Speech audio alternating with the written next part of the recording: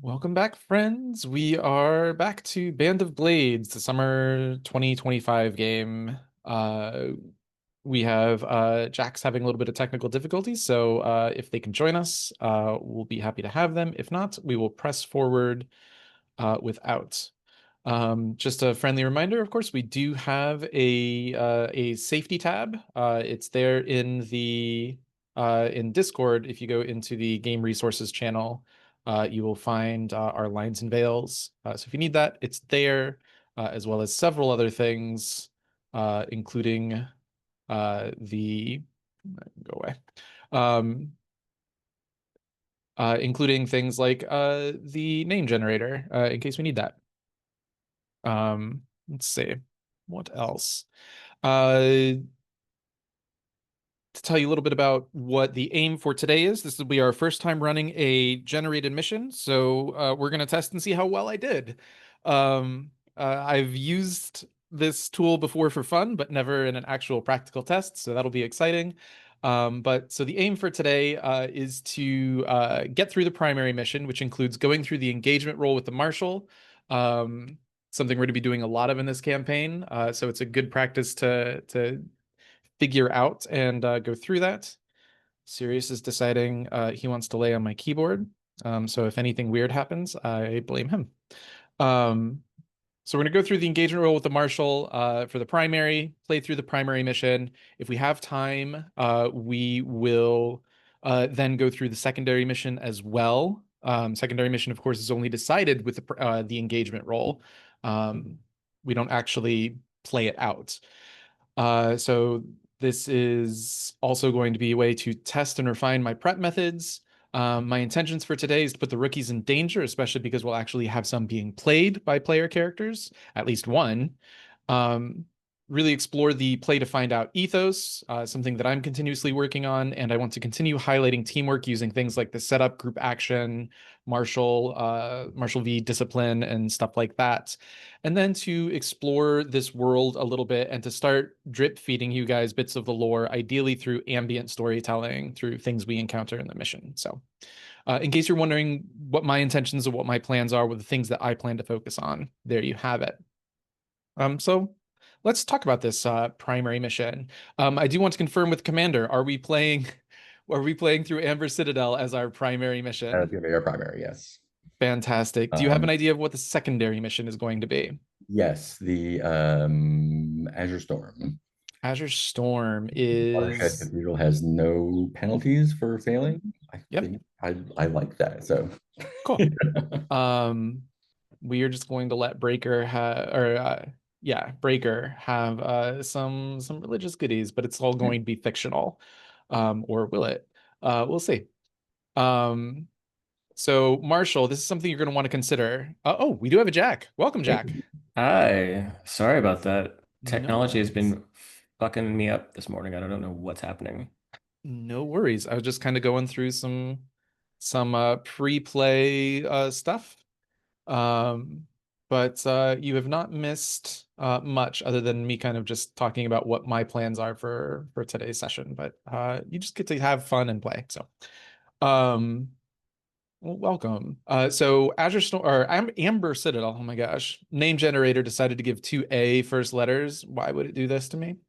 Amber Citadel is going to be our primary, and just to sort of lay that out, the Western Offensive, the collection of armies that went to fight the Cinder King, was comprised of several different groups, including the Legion hired on as a mercenary force.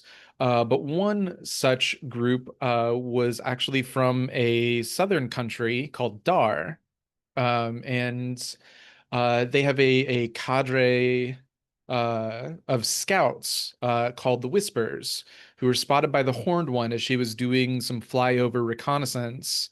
Um, and it is only a matter of time before Render's forces will find them.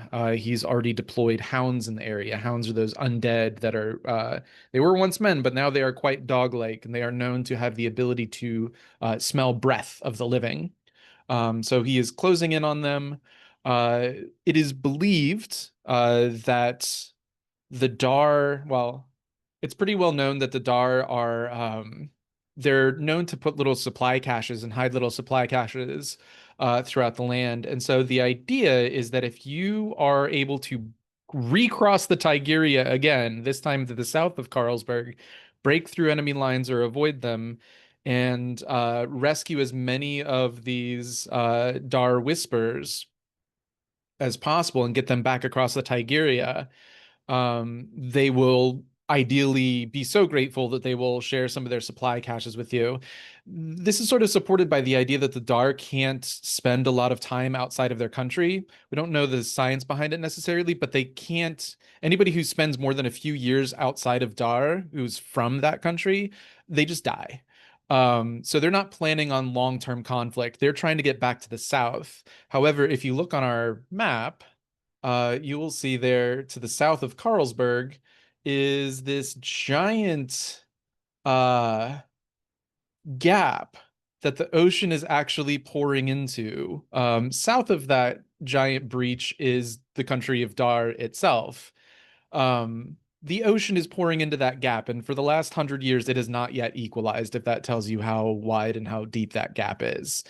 So a southern route of escape for our mercenaries is not in the question. You need to get them out, back over the Tigeria, back to the Legion. So with that all in mind, let me go to my mission phase summary.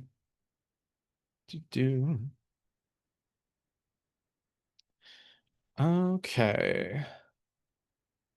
So I believe we can go right into oh, Commander, you've already asked a couple questions. I answered them in your chat. I don't think any of them are super specifically relevant. They seem to be more about which one to choose. After the commander has chosen which mission will be played, the marshal will assign a squad and up to 2 specialists for each mission. So, Marshal, knowing now what our primary and secondary missions are, who will be going on the primary? You have to choose 1 squad and 2 specialists. Also, because this is a assault mission, there are certain requirements and things that other officers can do to boost the engagement roll. For your part, Marshall, if you send a heavy sniper or medic, I think, you will get an additional die to the engagement roll. So consider that. But you only get 1. And you can always send the medic, even if you've already sent 2 things. Correct. Yes, the medic can go along as attaché. I have one note I wanted to point out. I think for our primary mission, one of the rewards is 2 morale, and I believe we're full up on morale right now. Is that right? Correct. Yes. If there's anything we want to, I don't know what we can spend morale on or lose morale for. The main way you lose morale is every single death Right. costs 1 morale. So spending morale is not something that you necessarily spend. You just kind of lose and gain it as you go. So I mean, might very well be that when the mission is ended, we're gonna need the 2 back. So yeah. Yeah. I'm hoping so. Cool. Just want to note. Yeah. Let's send a heavy and a sniper. Okay. If on the secondary mission, it also has like 2 suggested ones, and It both does. of these missions suggest a sniper. If I send only 1 specialist on a secondary mission, does that get us penalties? No, not at all. Okay. In fact, to talk about that a little bit on a high level concept, any specialist that you send on a secondary mission just gets 2 experience, just flat out. However, you're putting them in danger because anything less than a 6, they may take harm. On a 1 to 3, they will take harm, and armor does not factor into this. 2 experience is not a lot, but it's not nothing. But if they do take harm, every single specialist takes that harm. So if you send 3 specialists on the secondary and you roll a 1 to 3, all 3 of those specialists are taking level 3 harm. All 3 get 2 experience. Bleh. Also, however, on a 4 to 5, you can choose to succeed, but every specialist will take level 2 harm, or every specialist who participates, let me be clear about that, will take a level 2 harm, and 2 rookies will die. Now, there's a little bit of overlap here because your officer has a ability, one of their special abilities that lets them get an extra experience point if a rookie dies on the mission, which means they would get 3 experience instead of 2. But they are not one of the required people for that mission, but you can still send them anyways if you want. So yeah, that's a lot of information. It's a choice. There's not a right choice to make here. It's risk, reward, cost, benefit, blah blah blah. So for now then, let's send on our primary mission. Let's do the heavy and the sniper. And sure, why not? Let's send the medic with them as the extra one, because the medic can do that. So we can get some more time playing these characters, whoever wants to. And then we will take 2 rookies. Do I have to say which rookies or just no, it's a whole squad. 2 of them? Yeah. It's just a squad. It's the whole squad is all of going. the okay. So it would be like the Ghost Owls or the Star Vipers or right. And then 2 of them would just be like played, and then the rest is there, but they're just not. Yeah. Okay. Same as they were in that very first mission that we played. They're NPCs, and I might take control of them, just to put them in danger. Sure. And then for the other one, for the secondary, sorry, which squad is going on the primary? on the primary, because if we don't send a full squad, we get penalties, right? I might, but it's going to be fictional essentially. Okay. I'm not going to. I've been poring over the book, and I cannot see anything that says you cannot send a full squad out. But on a secondary mission, the most rookies that can die is 3. So I'm going to say anything under, you cannot send a squad out if it's less than like 4, because I feel like somebody has to at least fictionally come back and say that, this be the sole happened, survivor. Yeah. Okay. Um, Let's send the Ghost Owls on the primary just to see what those people are about. Sure. You have 2 I think they specialists also like left. a scouting party. And the secondary, who is going on that? Let's send our scout, which is a suggested one. And do we want to send the officers so they can get XP potentially?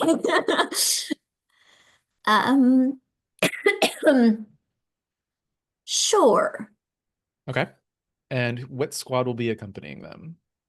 Let's take our OGs, because I Grinning haven't Ravens? made the other ones. Let's send to Fantastic. Grinning Ravens. Awesome. Cool. Fantastic. Now we are going to go through the engagement roll. You get to roll this. However, it can sometimes be a lot of pressure. It's kind of like rolling a theorize roll in CFB, especially for the secondary mission. So if you ever want to deputize somebody to roll somebody, you can. But you are ultimately responsible for making sure this die gets rolled and assembling the pool. So, assemble the engagement roll for all missions by first asking the following: are all on the mission oath sworn to the Legion? In this case, I'll go ahead and give you this answer. It's yes. Oath sworn essentially means, are they soldiers, specialists? Are they soldiers or specialists in the service of the Legion? That might become an issue. For example, the Horned One is not oath sworn to the Legion. So if the Horned One is accompanying you on the mission, you would not get this die. There might also be other forces. Yep. On the Roll20, where should I be assembling this die? I believe if you click on your Marshall character, Sylvan, let me see if there's anything here. I believe if you click on the engagements button, it should pull up an interface. Or sorry, there's not really a button there, but if you click on that word that says engagements there on the left side underneath morale, underneath desertion. Ah, yes. Okay. Cool. So Primary we are, mission. We're doing this for the primary? yes. Okay. Now I've not ever used this interface, so I don't know what all it does. Oh, it's just asking for a number of dice. Yeah. Cool. Okay, so let's build this dice pool. Are all in the mission Oathsworn to the Legion? Yes. Cool. See it 1. And there's, a little subtext here. Non-Legion personnel such as mercies or alchemists are not oath-sworn to serve the Legion. Interesting. So mercies and alchemists just accompany the Legion, it seems like. Neither are people being escorted, diplomats being protected, or old priests being brought to a temple. You're not escorting anyone. When you set out, everybody in the mission is oath-sworn. So you get that 1. Did the commander spend 1 intel to give you advance information? Commander, you have 1 intel. Do you want to spend it here? No, I don't think so. No. Okay. No. Is everyone on the mission a specialist or soldier? No, you have rookies, so you do not get that die. Now we start talking penalties for a second. Does any legionnaire distrust or not respect the leadership enough to obey orders on the battlefield? I don't think so. We haven't had any of that situation come up yet, so you do not lose a die for that. Are required specialists or equipment not on the mission? And that is not true because you are sending everyone that is required, which is a heavy medic or sniper. So you do not lose that die. So we're currently at 1. Because this is an assault mission, quartermaster. Would you like to spend 1 black shot use to equip the legionnaires with black shot for this? Yeah, let's do it. Cool. Go ahead and mark that off in your quartermaster sheet. Marshall, you're at 2 dice. And that is for assault missions, is any legionnaire starting the mission wounded, meaning any points of harm at all? No, I believe we healed everything last I believe session. you are correct. So normally if anybody did, you would take -1 die. So you were at 2 dice. Go ahead and give me that roll, please. Amazing. You are in a controlled position when we zoom in on the Legion. And so I think what that means is okay. Now I have to actually get into storytelling. So I think what happens is you guys head south out of the camp. You cross the Tigeria, you find another little fordable location, or maybe you even actually find some boats. One thing you've discovered, the undead can't swim. So I think you find either like a little ferry spot, or just even a couple little actually, sorry. I'm skipping a step. We actually need to figure out who is playing who. That's quite important to this game. Marshall, you are actually the one who decides who plays who, but it is common practice in playing this game that if you've played a character before, you kind of get first dibs to playing them again. We obviously have the medic, the heavy, and the sniper coming along. You might want to assign them first, and then it looks like you do have a couple rookies here, and you can let people volunteer if you like. That's what many marshals do. Once you have your character, like we did in the very first mission, go to your load. Select a load, light, normal, or heavy. You also get, I think for most people, it's 2 load below. You get black shot automatically. So go ahead and click the 2 boxes next to black shots. You get that as part of the quartermaster spending that. And then you get 2 more on top of that, or the 2 that you're granted. So Marshall, how do you want to do this?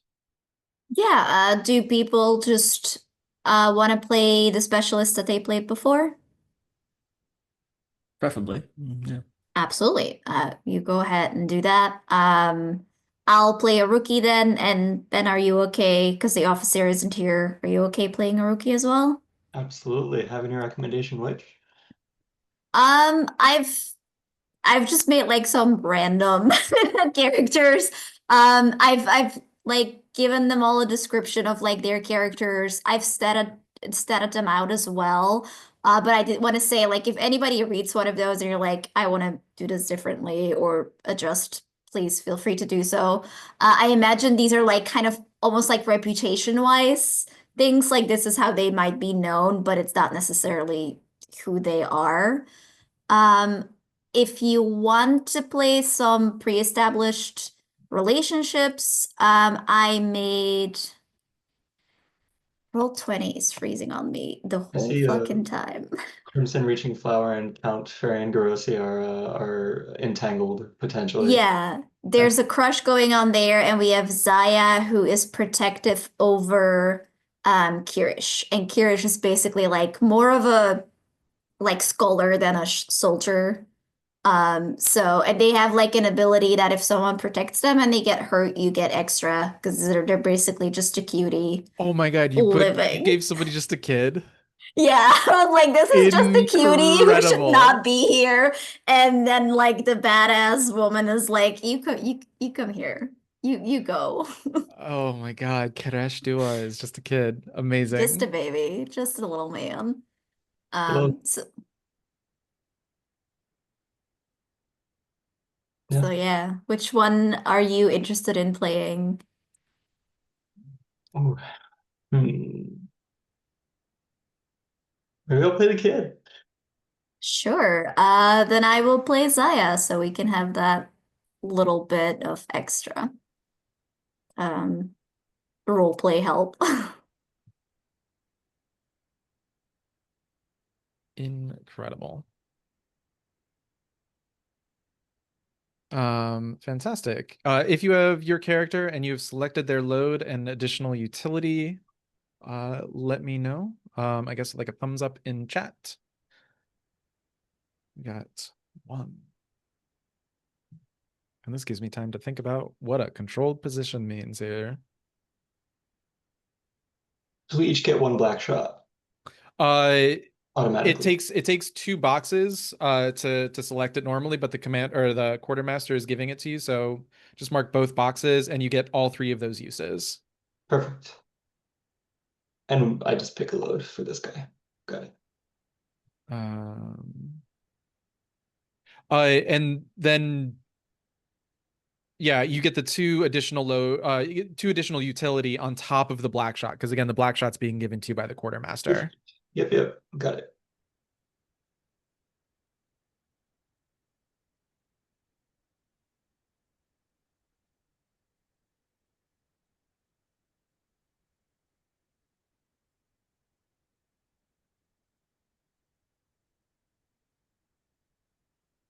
And again, just to summarize, your sort of primary objectives here are to locate the Dar and extract them. And you're not tasked with destroying anything specific, but as it is an assault mission, I think the big thing here is, again, you are sort of behind enemy lines. And assumedly you are going to be dealing with some level of undead. But kind of like the first mission, and this might just be because it's the Horned One, sort of the idea of the Horned One in general, the tone. Guerrilla tactics are encouraged. That doesn't mean you need to be openly you don't need to go guns blazing at the first second, but usually if an assault mission ends and people haven't fired their weapons, you deliberately went out of your way to make sure that that happened. I'm not going to say it's impossible, because dice rolls are dice rolls and character decisions should matter. But it is something that I am going to be aware of when throwing things at you. I see 3 thumbs up. Anybody else still choosing? We got, looks like 4. I'm sorry, what am I supposed to be choosing? You're starting your load and extra utility. Oh, okay. So it looks like you kind of have, unless those are just, Yeah, no, those are holding. from last time, so I'm just Okay. gonna use the same ones. So yeah, All right. no Fantastic. reason not to. All right. Um, so everyone zoomed in. Like I said, yeah, I think you guys, if you look down on the map, down in the campaign phase side of our little interface, you have the Western Front. The Legion is currently there. Render is currently occupying Karlsburg, and for the past week, it's just been this sort of like warm orange glow from across the Tigeria as Karlsburg is burning. The capital is currently being occupied by the undead forces. Um, you guys need to head south, and so I think there is a spot where you find, like I said, I just think you find some boats, fishing boats perhaps, and to get the owls and your specialists across the Tigeria again. Um, and you are moving to this place. First thing that I think you find is you find the southern flank, and you just see a massive open battlefield of broken pikes, tattered flags, bare trees. Everything is kind of gloomy, and from your vantage point, you can see um, that this place was entirely fully overrun. Um, and that phase of a post battle where you see people walking by and like stabbing the survivors, that already happened. Most of what is left is bones and muck, and puddles of just, wet, dark fantasy rain. Um, Following the directions given to you by the Horned One, where she saw these scouts sort of engaging the undead, you know to progress south from here, and you go through a sort of copse of woods that are less fully damaged, although there's still plenty of tracks in the mud suggesting heavy foot traffic, a retreat, or undead advancing, or both, have passed through this area. But following through these directions, you finally break through the far end of this densely wooded area into more of a sparse tree, sparse like trees, sort of full area. Um, who among us has any experience hunting? Probably represented by like scout, shoot. Oh, Yeah, wait, we have a sniper. definitely. Um, Greystalking route. Um, Before the war, this place was prime hunting grounds. We're talking like British redcoats chasing foxes, Mm. stags. Um, what about this, the change in foliage tells you that, like, as the group steps out into this area, that this is like prime rich people hunting grounds? Mm. Um, I think there's like signs of like overpopulation of animals hunting prey, and I think it's not healthy signs. Um,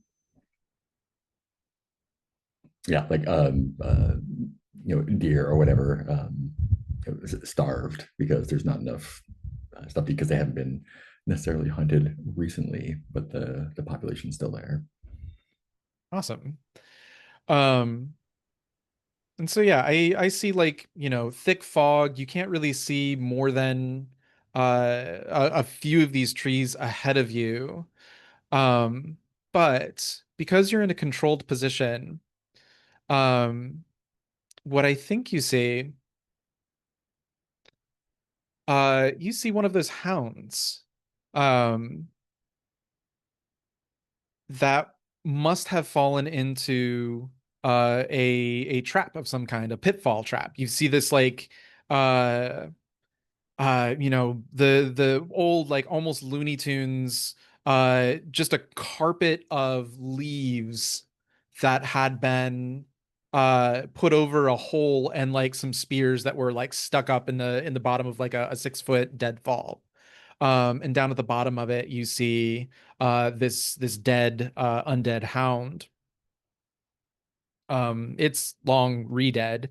But then ahead of that, you see a thin wire between two trees, right at about ankle level. And so this is going to be your obstacle.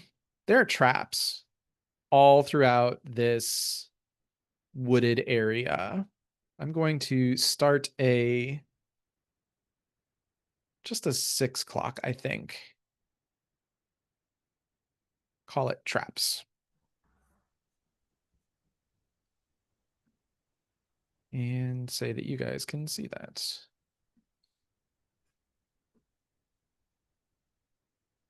That is visible to you all, yes? Yes. Awesome. So let's just kind of zoom in. Also, Marshall, who is commanding this mission? There's no officer, so you get to decide. Ideally, one of the specialists. In fact, I think Yeah, that would make sense. I think based on the roleplay of the first session, I will actually say it's our medic, given that you have he has proven himself to be pretty good at getting rookies into gear, even when they don't necessarily want to. I don't know if this changes anything. I have no points in Marshall. Me. I don't know if that should be a Does factor, anyone? I do not. I mean, the Ritter has a point in discipline. I have 2 in discipline, but none in Marshall. Yeah. Okay. Yeah, there you go. Doesn't seem like anyone else has a much higher stat, so you're good at let's- keeping rookies in line, which is, sometimes what you need. That's half of That's it. what you need. And because you have 2 points in discipline, and I think that's what I'm going to frame this as, is you see, who are our 2 being played? It's Kiresh and Zaya. So you see Crimson Reaching Flower trying to be that that stereotypical Panyar, like, I'm the forward scout, and he is is it he or she? Flower? Do we have pronouns? Oh, she. So you see Crimson Reaching Flower about to step on this like wire trap. Medic, what do you do?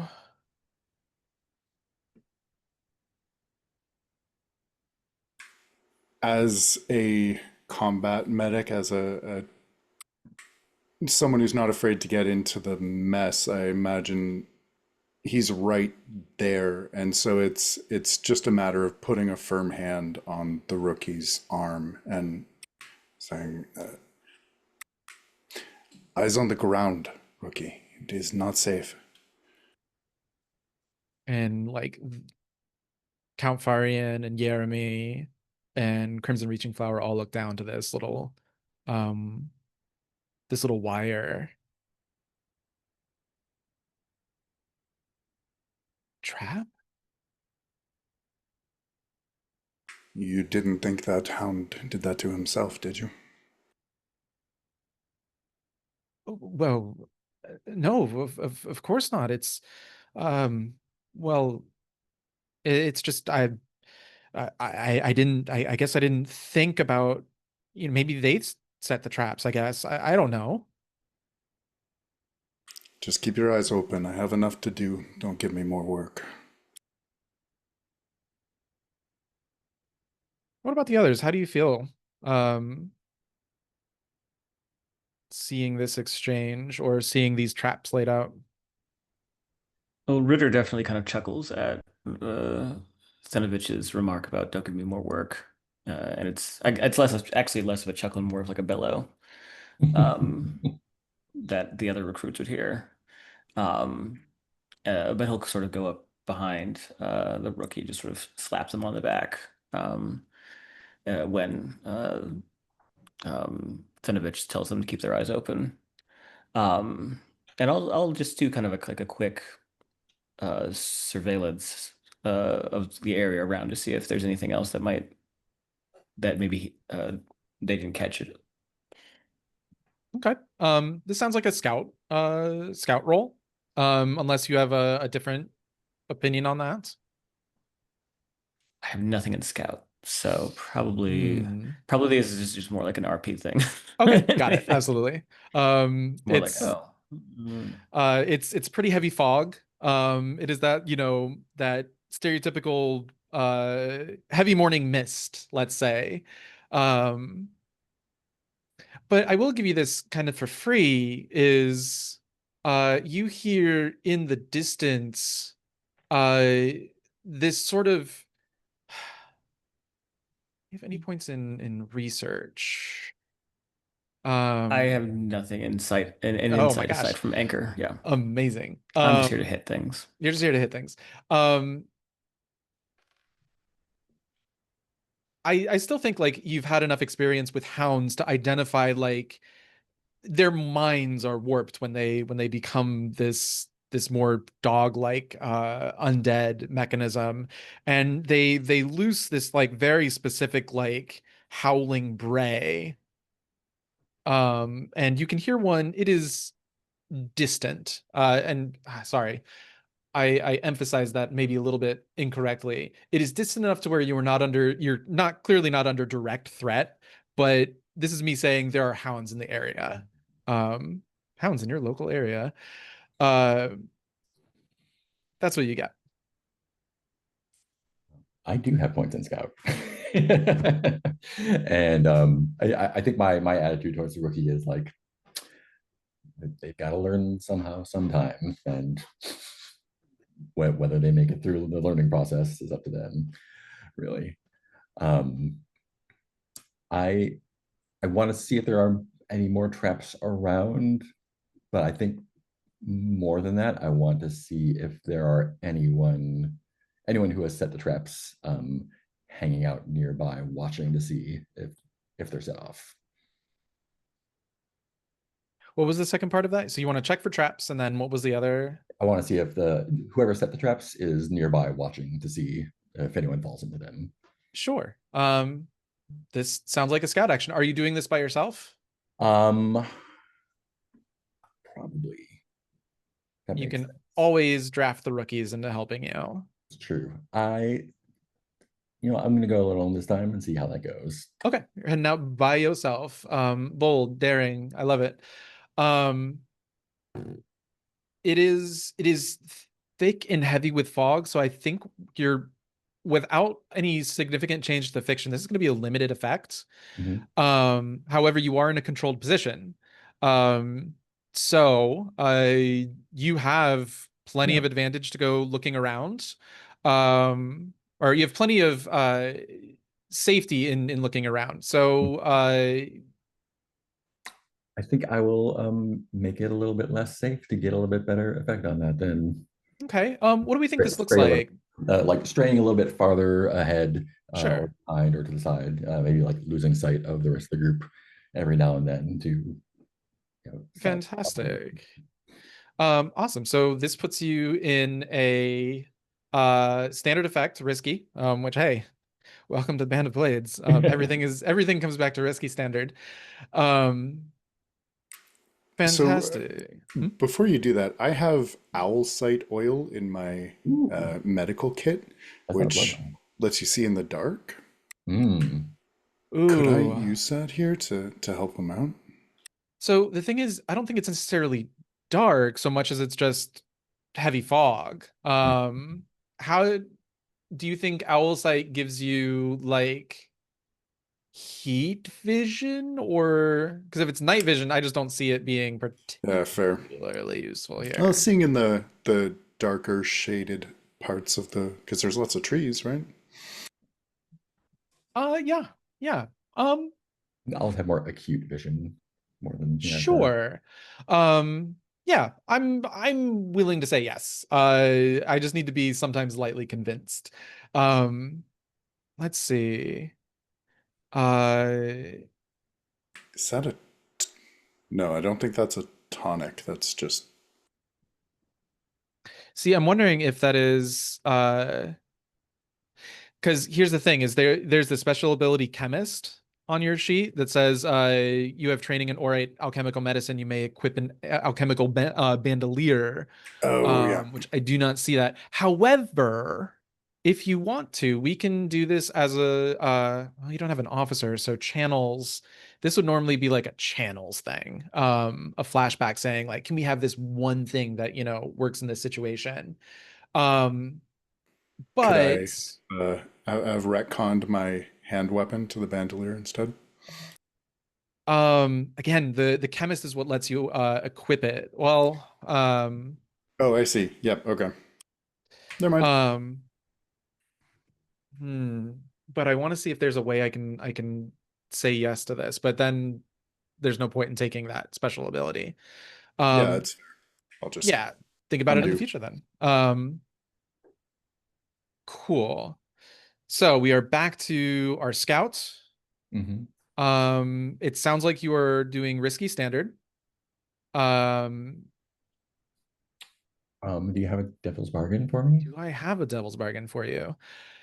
Oh boy. I'm willing to open it to the floor, see if there is uh A fairly straightforward one is you remain separated no matter what. Get lost enough in the fog that it'll be a little while before you can reunite with the group. Hmm. I like the sound of that. Um yeah, we'll just have you be separated. And there might be consequences for that depending on how the roll turns out. Yeah, I don't think I'll take that. I'll just go with the 2 dice. Okay. 2 dice, risky standard. Again, you can push yourself if you want. I could. 2 stress gets you an additional die if you like. It's true.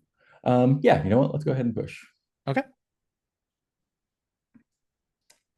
3 die, scout roll, risky standard. Bloop. A critical. Oh my Hey, god. there we go. I'm gonna laugh when you get a 1 to 3 on the secondary mission engagement roll because you spent all your 6s now. But for now, you do it with increased effect, which translates to 3 ticks on this trap's clock. Let me pull up. Um, uh, so Mark, I want to give you the narration here. So I'll just say that the Dar are fighting. You guys are fighting a guerrilla war. These guys are fighting even more of a guerrilla war, and have absolutely like laced these hunting woods with advanced traps. Like, what's an example of something that you might think they might use?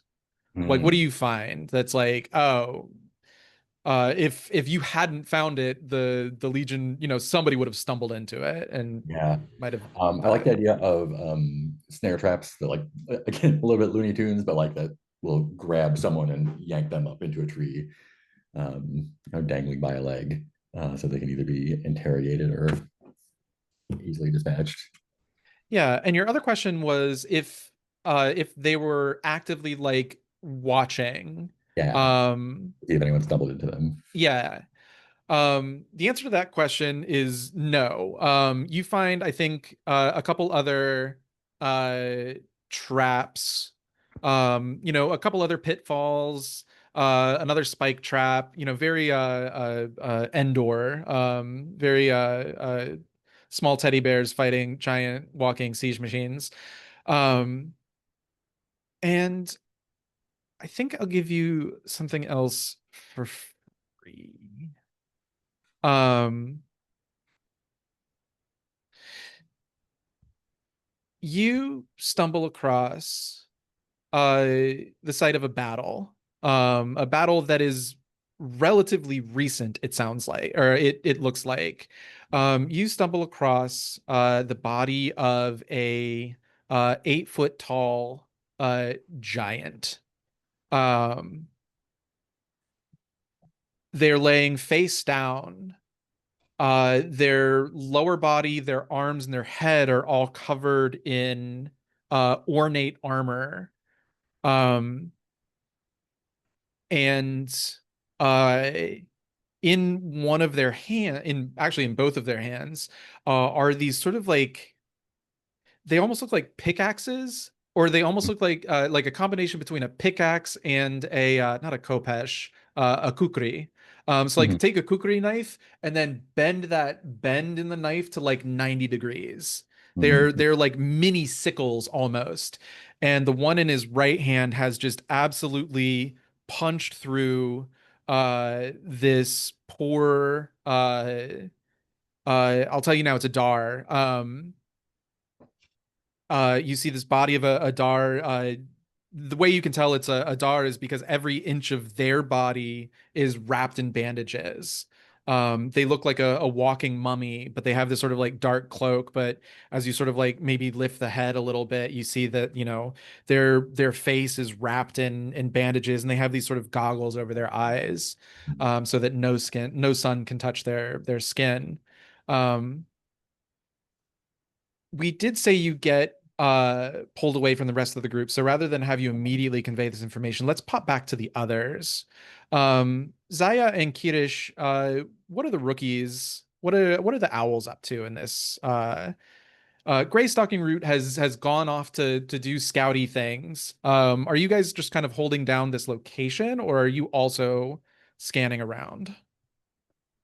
Are I you doing think something we're else? meant to be holding down this location, but I think Kirish is curious about how these traps are working, um, and so is checking out how they've been rigged up. Interesting. This sounds like it could be a few things. I could see a rig is the easy one here. Research would be another good pull here. Um, do you have any ideas? I mean, research is, I think, oops, is the one that I have two in, so probably that. Research a person, document, or item with close scrutiny to gather information and apply knowledge, gain a deeper understanding. I mean, that kind of sounds like what you're doing here, right? Yeah, I think Kirish's somewhat naive hope is whoever set these up seems to be working. If we can avoid more conflict by setting some more up ourselves, even better. Just need to know how. Okay. So do you want to try and like reverse engineer these, um, or are you trying to like find a pattern in the way they've been set up, or are you trying to like, hmm, um, yeah, ask me a little bit more specific of a question other than like, because I can tell you how well, I have never set up booby traps IRL, so I don't know the specifics of their engineering other than I think they're jerry-rigged. the question is whether I guess the DAR had a um like a logic to their placement and if we can use that to figure out where we should be looking. Okay. Yeah, absolutely. I think that's worth a research roll. I think Okay. you are in a controlled position, because that's where everything was kind of set. Um, I think where you're at, I think given that you found some traps already, I think I will go ahead and set this at a standard effect. Mhm. Right. So you are currently at 2 dice, controlled standard. Um,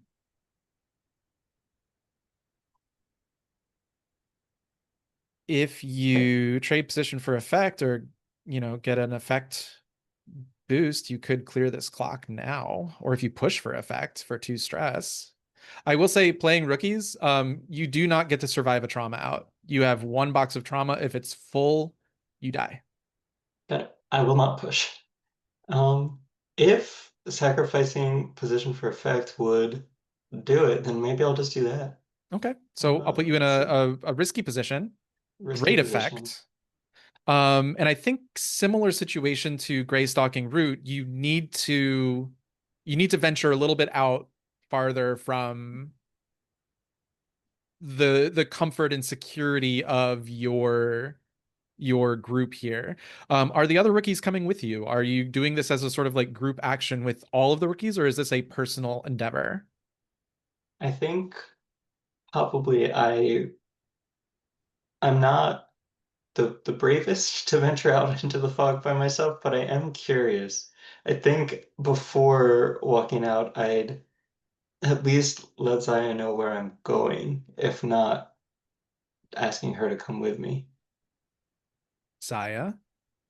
Yeah, I think Zaya knows what she's good at, which is fighting and not much else. So I think she's definitely like, yeah, I'll go with you and at least like stand on the lookout, right, in case something pops up. But I think the other rookies are probably since they like just got scolded for like trying to move ahead and not noticing the traps. I imagine that maybe Zaya and Kirish were like a little bit behind and sort of doing their own thing. But yeah, she'll basically be like lookout, um, and have like a two-bladed axe out in case protection is needed. Yeah. You are in fictional position. If you want to assist, you can spend 1 stress and give Kirish an additional die here. Sure, why not? Fantastic. So So one bonus. Kirish, you are at risky. Great. 1 additional die. Which puts you at, I think, 3 dice. Do you Yep. want to either push yourself or entertain a devil's bargain? I don't think I'll push myself, but I guess might as well entertain a devil's bargain. We'll see. Let's see. Do I have equipment that I can steal from you? I love this just like generically named supplies. What are the supplies? Who could say? You have 5 uses of it.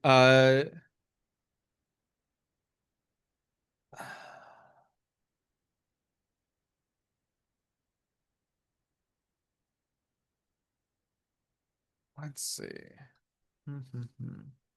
I'll open this up to anybody else as well. If anybody else has a good idea for a devil's bargain. I just want to confirm what is the clock about so I don't accidentally give like a devil's bargain that would negate filling it up. The clock here, traps, is just oh, I haven't named this other clock yet. This other clock is Undead Patrols, and basically if it fills up, you are discovered by um Uh, I know. So my devil's bargain is that no matter what, I think we're going to hear a scream for help in the woods. Mm. Like whoever we are trying to find, there maybe one, maybe more. Like I guess we'll see that. But I think like our position of having all of this time is maybe a little bit more precarious. Sure. Yeah, I'm willing to entertain that. Push the narrative forward a little bit. I like that. I'll take it. I'll take 2 bonus dice Awesome. for a scream in the woods. For a scream in the woods. All right. Oh, my lands. This is actually really good because 4 to 5s I think are the hardest things to adjudicate in any game I ever run, or mixed successes. So you do it with great effect. The traps are now complete. And yes, there is a method to the madness. They are all kind of like leading in a general direction, and you actually come across a brick road, not a yellow brick road, just a more reddish brick road. But over the course of time and stress and weathering and years and years and years, not to mention all of the conflict, it's a very like bumpy offset road. And leads farther into the woods or farther into this hunting ground. But upon following it for about 100 yards, you actually see the ruins of a palace up ahead. And again, this is a very sort of like Gothic inspired culture. So, you know, 90-degree angle, picture like 2 wings and a sort of like central area, and like on one of the wings there's some flying buttresses and very tall Gothic windows with iron frames and things like that. But that is the traps clock completed. You have a clear route to this place, and it's sorry, I should say it's clear that the Dar are hiding out there because that's where the scream is coming from. So I'm gonna roll that into the narration. Adramir and Jack, if you're around, Ritter, Kirish and Zaya have kind of, it sounds like they've snuck off a little bit. Or at least certainly kind of gone off without being ordered to do so. Curious what your thoughts are on that.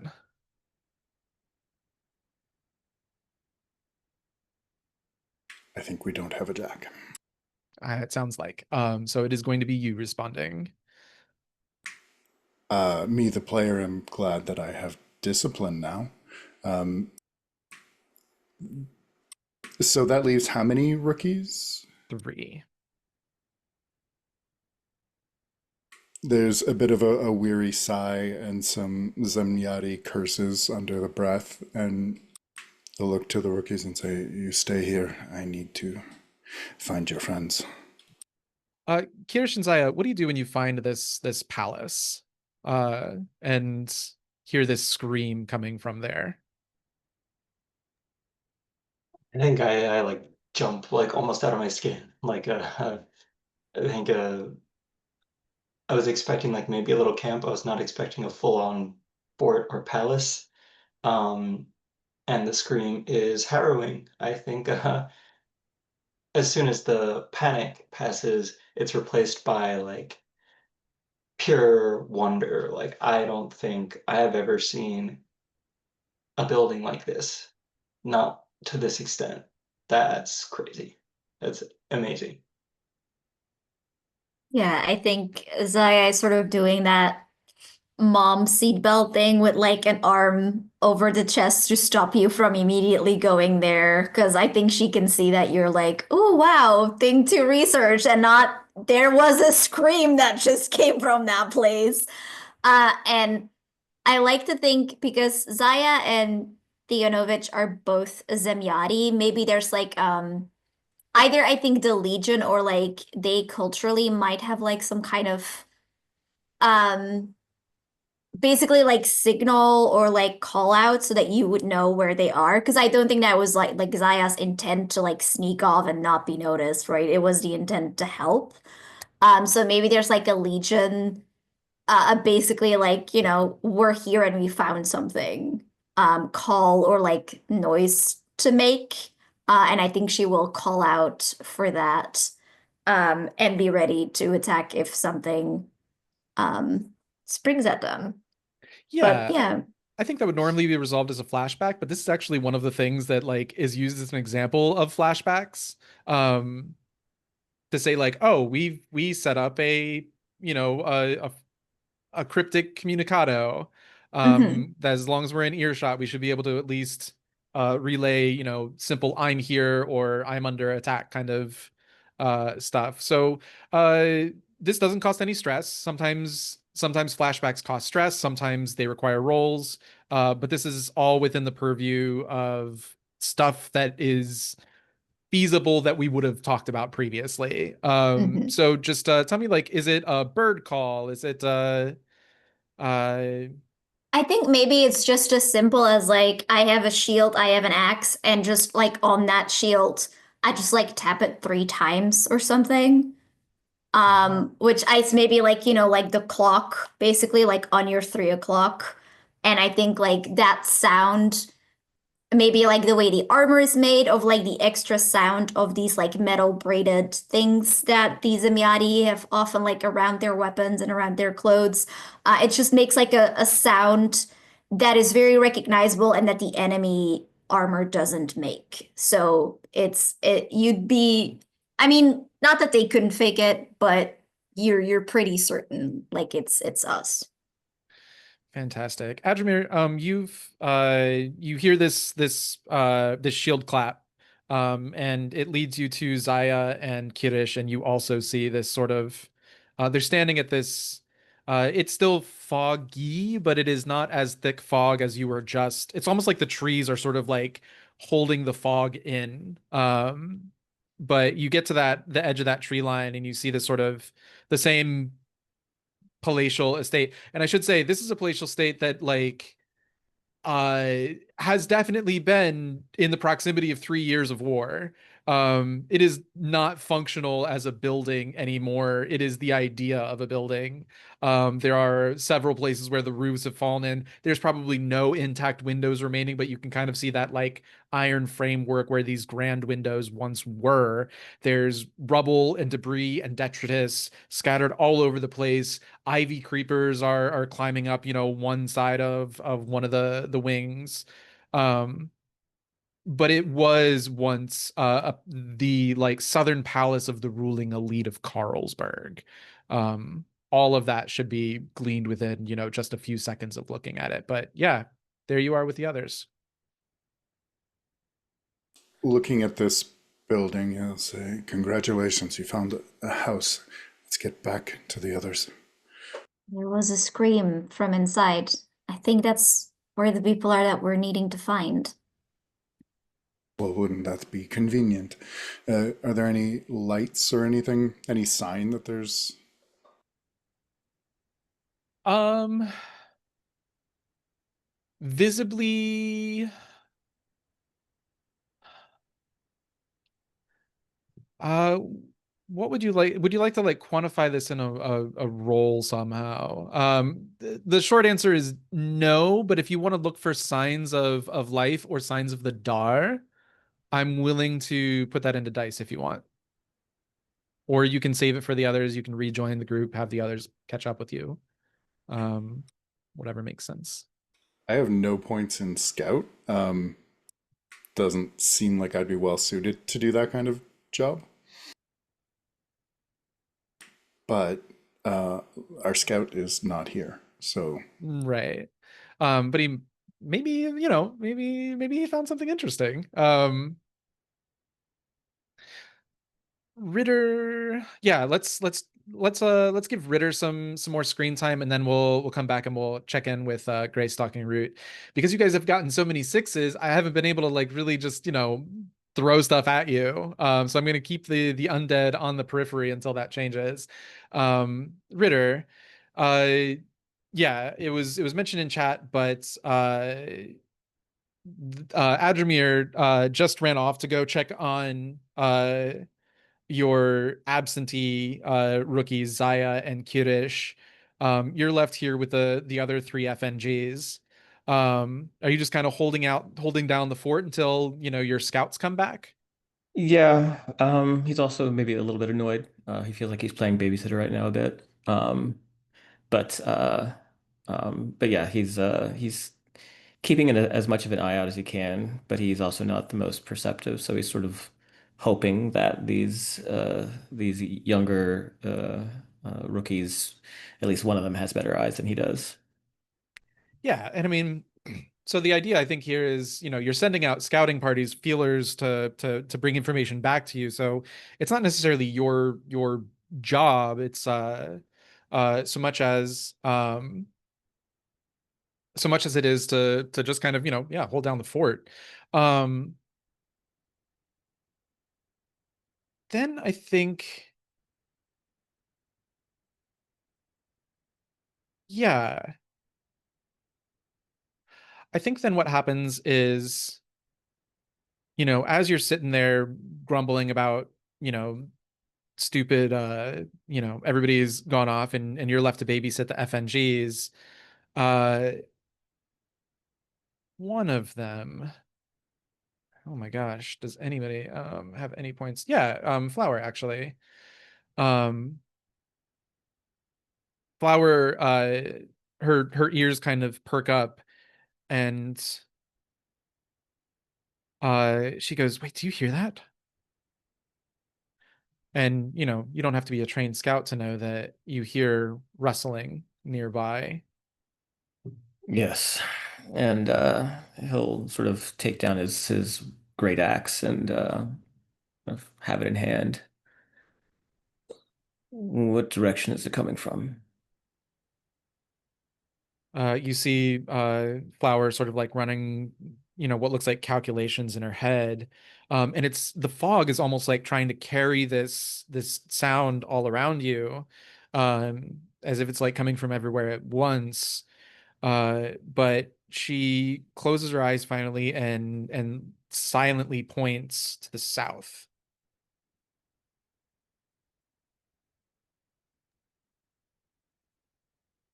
Who are the rookies with me right now? Count Farian, Crimson Reaching Flower, and Jeremy Stoneblow. Okay. So I want to check out their stats real quick. In group actions, the squad always just gives you 1 die. Okay. Um, yeah, I would like to.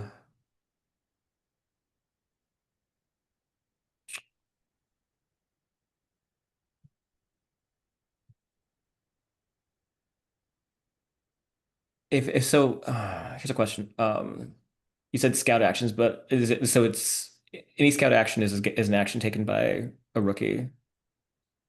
Is that what I'm understanding, or Yeah, if you want them to do something. So like in a group action, they always just grant 1 die. got it? Yeah. Because I We want one we of them don't to. I want we one of don't them to sort actually of. use their stats Got it. unless Okay. somebody's playing them. Okay. Um, because I would like one of them to sort of scout ahead before we sort of launch into um, hitting things. And I know that Count has a couple dice in Scout, so Yeah. and I have nothing. So Just sort of like speed the narrative along a little bit, a hound has started to stray a little bit close to you guys. Um, it hasn't detected you yet. The wind, I think, is in your favor, so the smell of your breath hasn't alerted it.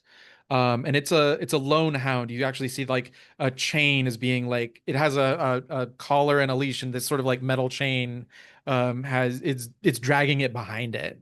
Um, but as you like press forward with the rookies, I'm not going to bother like rollifying it. Uh, unless the idea is like to sort of get a drop on it.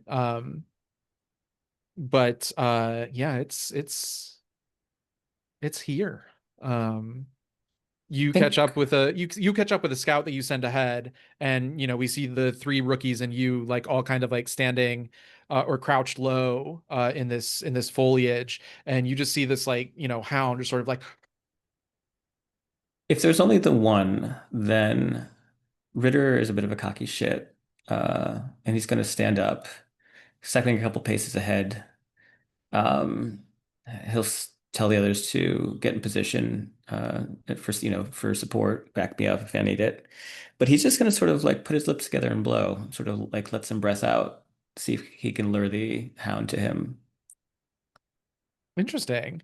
um what is the ultimate end goal here? Are you going to engage it in combat, or are Yeah, I you just want to going to? engage with combat. Sure. Let's just kind of wrap this all up in a skirmish. Are you going to fight it by yourself, or are you going to try and bring the rookies in? Well, I have them in position Yeah, yeah. to ambush. So yeah, it's skirmish with all Um, of us. cool. So this is going to be a group action. Group skirmish. Zaya, I'm going to deputize you to roll for the rookies. Um, Hounds, as they are threat 1. You do you have fine equipment? I'm assuming you do because I you're a heavy, do. Yeah. literally what your job is. Yeah. Um, so as long as you have fine equipment for the relative skill or relative situation, you count as threat 2. So you're 1 threat above it. Um, I do think you're in a risky situation because you're engaging a melee combatant in melee. Um, you have 3 rookies with you. That's not really enough to give you scale. You need like 5 plus um, to sort of gain an extra. Well, let me double check that scale. Um, I think your difference in threat is going to give you great effect. So we're going to say this is a risky great. Um,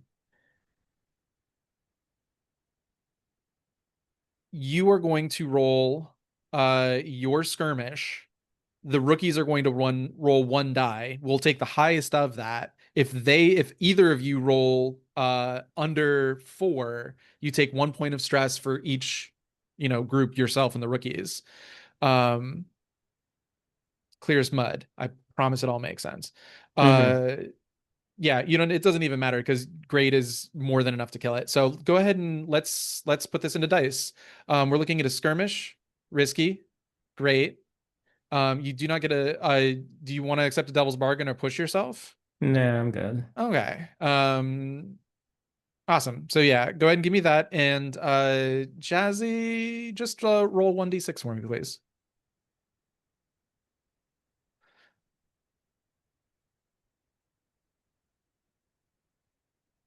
So the good news is that's a 6. You kill it. You kill the hound. However, the rookies rolled a 2. So you're gonna take 1 point of stress.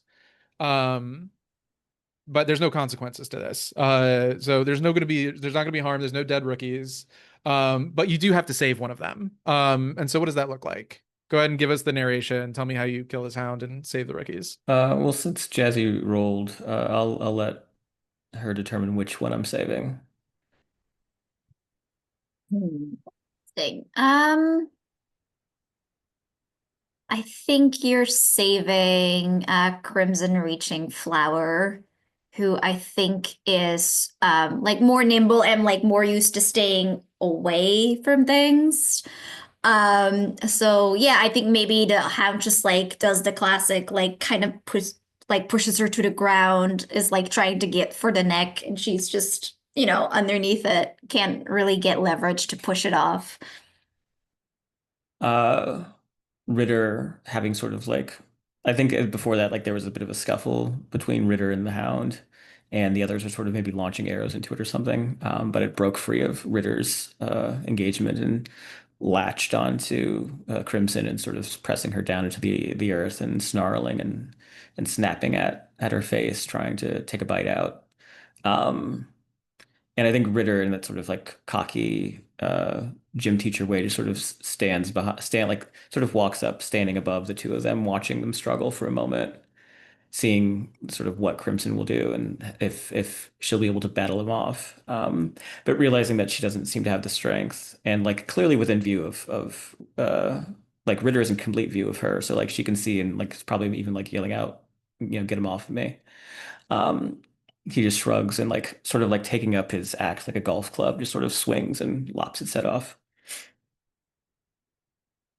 Incredible. Also, indeed, what a deck. But rookies got to learn somehow, right? Oh yeah, there's Um, lots of like coagulate that sort of spills out from the neck onto her face, and it's like, oh my God. Ugh. But clean success. Congratulations. I have yet to tap a single point on this Undead Patrol's clock. That was the thing. It's part of a much larger force.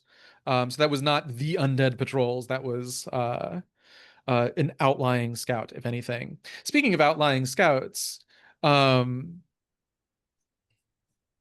Stalking Roots, uh you are investigating this giant, and you found a dead Dar.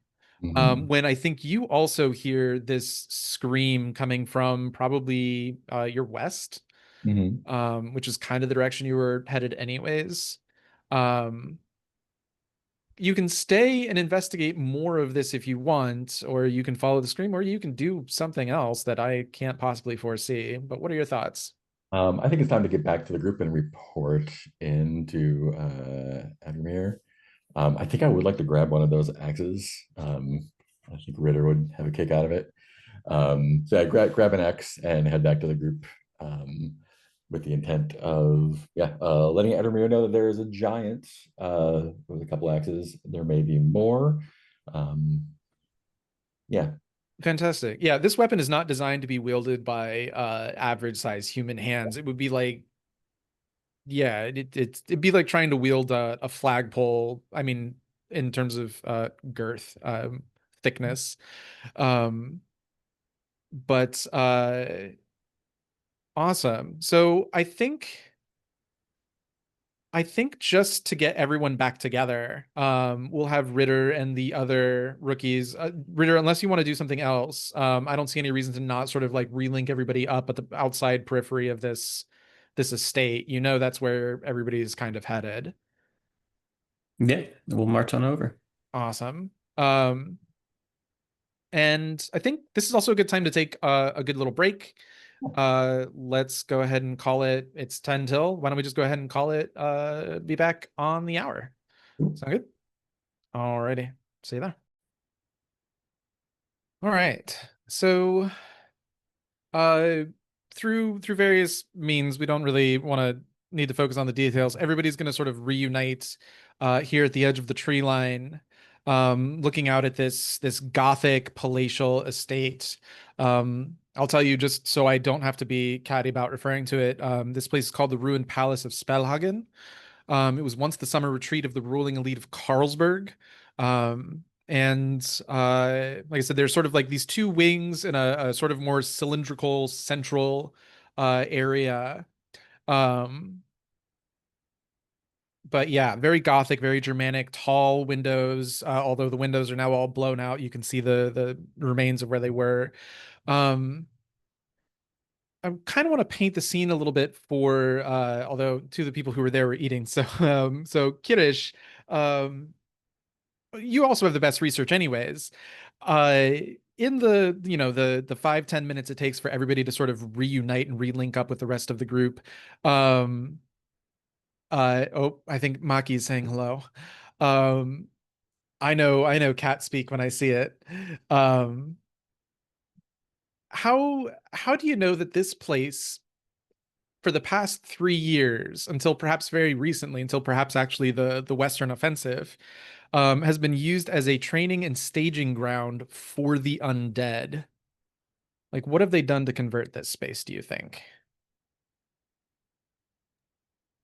I think broad areas of like the fields that lead up to the Grand Estate have been cleared and flattened, and are littered with very, very old bodies that were used as practice.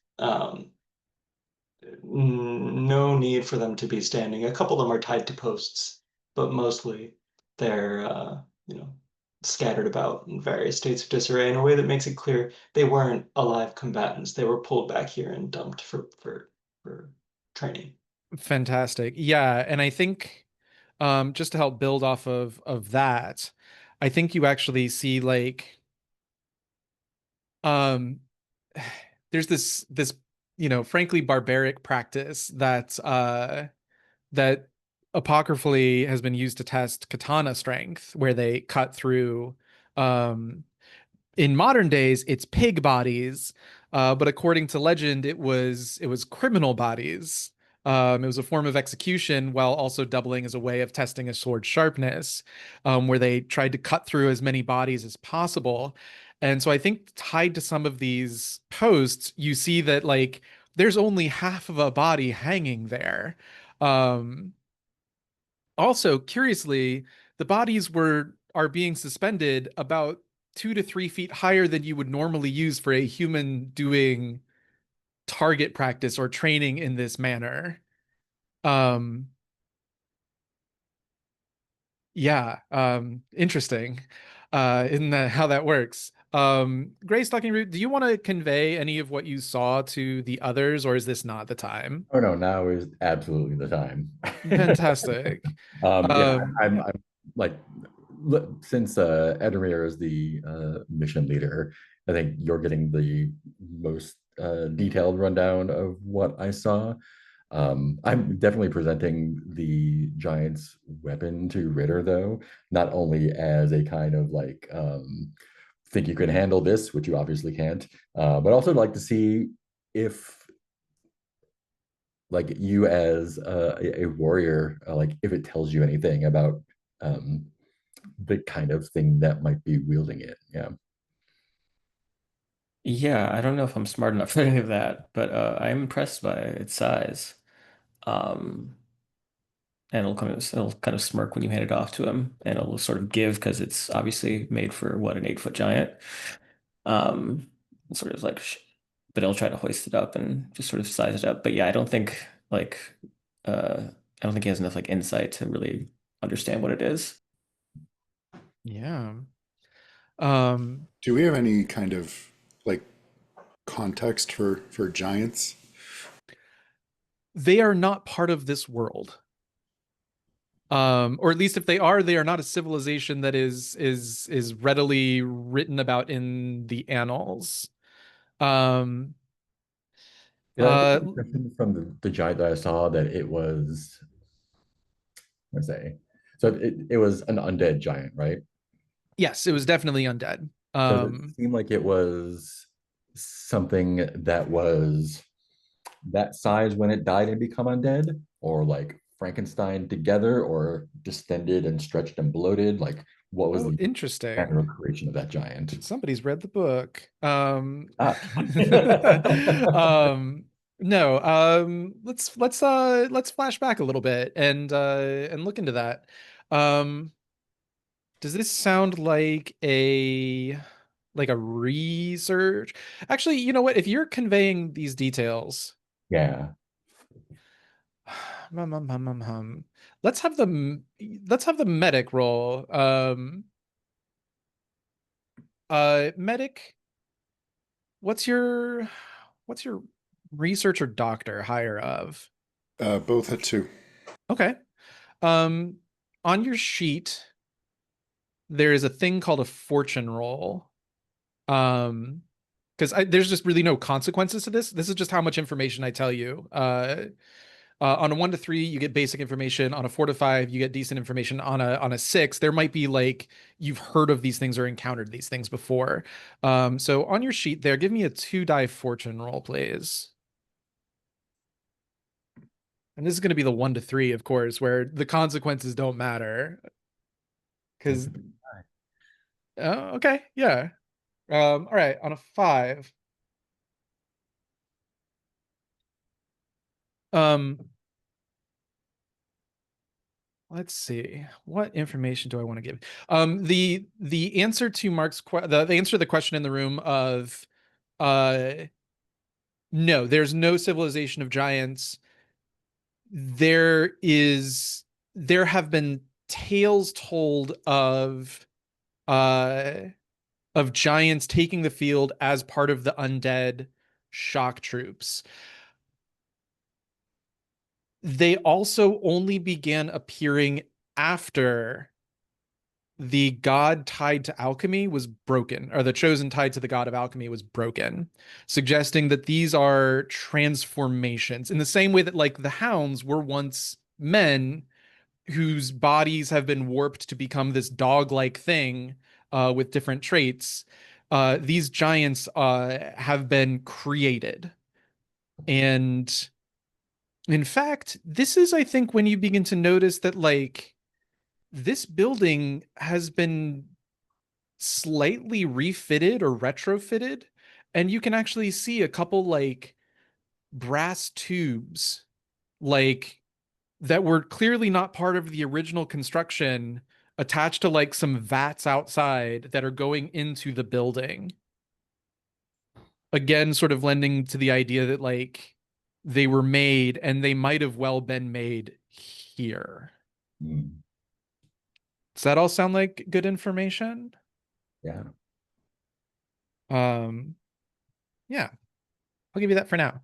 Onto the matter of this scream that you heard earlier. Unless anybody else wants to linger on that more, if you have more questions, let me know. But if not, let's talk about this scream. Um, it's now been a few minutes, and I think over the course of that amount of time, you've seen movement. It's been distant, vague shapes in the fog kind of thing, but there's definitely stuff going on inside this building, and that's kind of the information you get there. But we look to our medic for, or we look to our leader, I should say, who just happens to be the medic, for like, what's the next step, guys? So these tubes that are going into the building, is there an access point outside? Could we use those to? I will say, I mean, between damage to the building structure itself, the doors that were originally designed, and I think the tubes are not they're going into like breaches in the building. So the short answer is yes. If you want a specific type of access point, I will need a little more query information. But they are going into the building, and you could theoretically follow them. If that is where you're going with that line of thinking. Sorry, I'm trying to anticipate things. I should let you talk. No, that's cool. I think Gray Stalking Root, could you get high? See if you can see anything from the roof. I can, absolutely. All right. How easy it is to climb the outside here? Whenever I run Top of the World, the Trophy Gold Incursion, I always imagine the architecture is very Gothic. So I imagine this is very Assassin's Creed. You can Assassin's Creed your way up. Though, if your goal is to find a vantage point, I think, how do we want to do this? So I did say it's like two 90-degree wings going into the central location. What is the end goal here? Are you just looking to get into a sniper position and provide cover? I think a half sniping, half scout. Like, yeah, I want to have an eye on whatever might be approaching. Okay. So we can kind of do a very quintessential sniper action, which is to say setup. Do a setup action using either like your maneuver or shoot. Shoot would be in the fiction to be like you're looking for that that perfect sniper spot. A maneuver would be you're trying to I mean, they both kind of work. You're trying to get up to a good position. Yeah. Um, Let's go with shoot then, because I have no maneuver. cool. Fantastic. And basically what it comes down to is anybody who takes advantage of this, if combat breaks out and you're in a field to fire, you can just give them extra position. I think it's either extra position or extra effect. One effect level or improved position on their roll. You choose the benefit based on the nature of your setup action. Yeah, and it even says this is how you do the I'll cover you scene. You can roll shoot to pin down a group of enemies. Yeah. And it kind of sounds like we're all rolling that up. And this is not so difficult because, like I said, you can Assassin's Creed your way up. So yeah, go ahead and give me a shoot. Yeah. Uh, I have 3 in shoot, so I'm just gonna do that straight up. yeah. I'm just trying to give you the I think you said your maneuver is not great, right?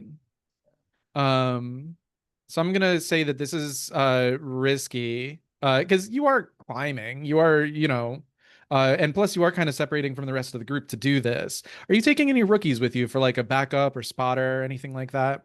Ooh, do I feel like any rookies could make the trip? Yeah.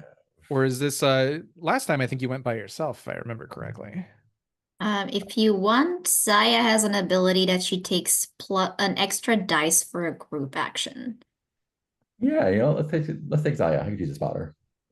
Okay. Yeah, and she has 2 shoot, so that's not Hey, yeah. bad. Oh, do you want to just like make this a group shoot setup? No, Yeah. I don't know if that's how it works, but I'll sure, let's go with it. Why not? Cool. Fantastic. Standard, you said? Sorry, what was that? Risky standard, you said? Yeah, risky standard. Both of you are gonna make risky standard rolls. This is technically a group action, even though it's a group of 2. So Zaya, you get that extra die. Zaya, what's your ranged weapon? It's just stand. Oh my god. I think a It's bow just and arrow, just to Okay, yeah. yeah. The Legion will support a rookie with either their basic musket or a bow and quiver. Good. God. If we just roll sixes all the time, this is gonna be easy. I kind of feel bad because this is an assault mission. And I feel bad for the people who are like, my job is to hit things. And I'm like, I'm going to go out of my way to make sure that you guys can do that. But normally that's supposed to be a consequence of rolls. So, all right, cool. Do you think this provides one effect? We'll get to that. We'll jump that hurdle when we get to it, because for all we know, it might not become important. So Zaya and Greystalking Root detach from the rest of the group. Adramir, Ritter, Kirish, and the rest of the owls are either still in the tree line, or have you guys moved out as well?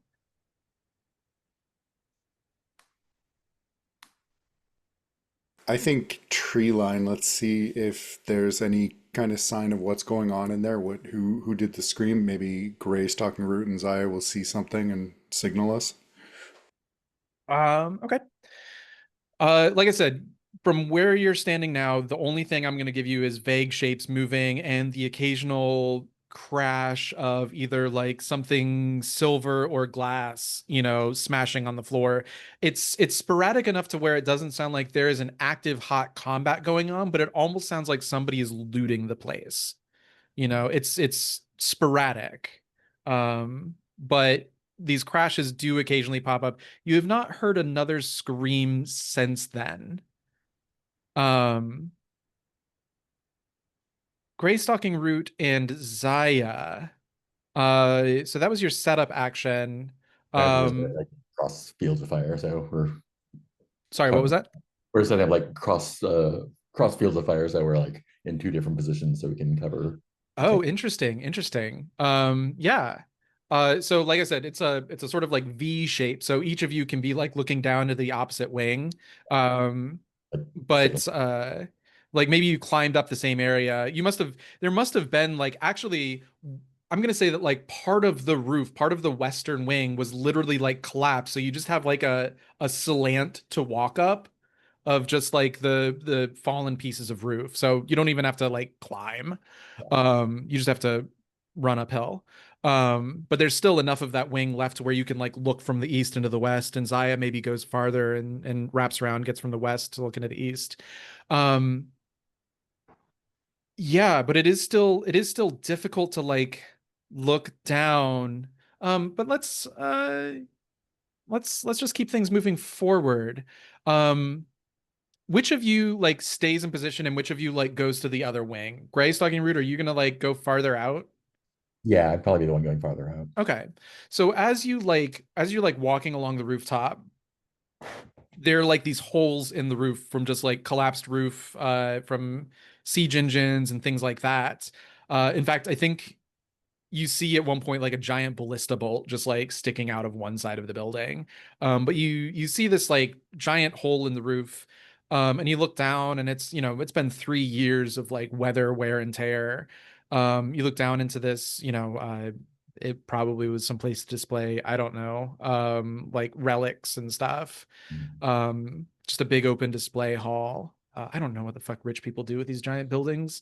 Don't they just have balls in them? Like, uh, but you look down and you see a trio of these black-clad Black Oak Knights. Mm. And one of them has a skull for a helmet, one of them has a skull for spalders, and one of them has this sort of like no helmet at all, just a sort of like a bandit style face mask, and he has this like spiky blonde hair and a white cape trimmed with gold, but still black armor like the others. And they're sort of walking through, and you hear muffled voices just and the guy with the spiky hair points, and the other two knights progress farther in past your line of vision, but they have not noticed you. Are the voices are just them, or does it seem like there are more people there? Voices are just them for now. Remind me exactly what our mission briefing is again. Locate the Dar and extract them before the undead find them. Yeah. And in that case, actually, so you heard a scream. I'm gonna phone in the devil's bargain from earlier. Sorry, I'm gonna pull that back a little bit and say that like, what causes the guy to point is another scream, sounds of fighting from deeper inside the building, and he points his finger, and the other two knights like both draw their weapons and go running deeper into the building. But you have a clear vantage point. You can point out like, what wing to either point the Legion to ambush them or to avoid if you want to avoid them. Do I have a clean shot at spiky hair? You do. I think I'm gonna take that shot. If Going loud, they're going boys. off to join a battle somewhere else, I would like to have them not do that by. Sure. Fantastic. That will be a good my shot as well. What's that? My shot will also serve as a nice signal that shit is happening. Fantastic. Yeah. Cool. This is they are threat 2. You are a legionnaire with fine equipment. I'm assuming you're using your Orite rifle, yes? So you are a threat 2 as well. So you're equalized in threat. It's 1v1, so it is equal in scale. You're in a controlled position. He hasn't seen you yet. This is I think it is standard effect, mostly because you're using bullets, but your advantageous position gives you better position, but your bullets aren't any stronger. So I think this is still standard effect. Shoot. We'll use black shot on this one, I think.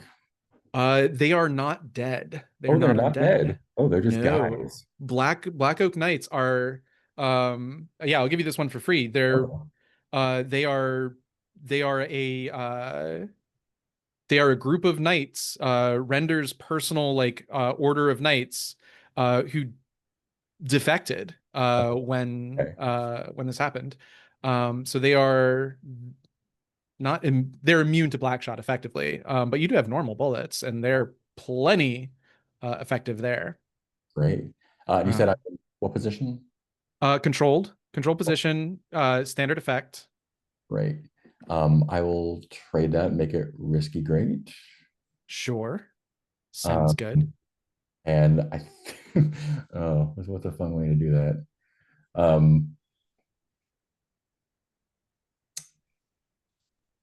I think I'll like whistle, get him to turn around and face me so I can shoot him in the face instead of the back of the head. Sounds fantastic. Yeah. Yeah, or you might like want to maneuver for like, I did say you have a clear shot to begin with, so maneuvering for an even better than the perfect shot is not. Yeah, awesome. I love it. Getting look over this way so I can like. Yeah. We're using TV show logic here. No, I love it. Cool. So that puts you at risky. Great. Yeah. I don't think you're in a position to receive aid from anyone else here. You can push yourself for an additional die if you want, or you can accept a devil's bargain. What kind of devil's bargain might we have? Oh my God. What would be a good devil's bargain here?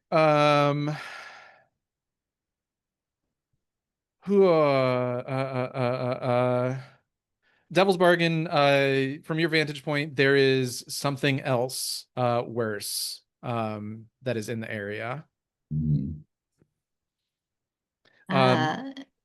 If you want another one, oh, go ahead.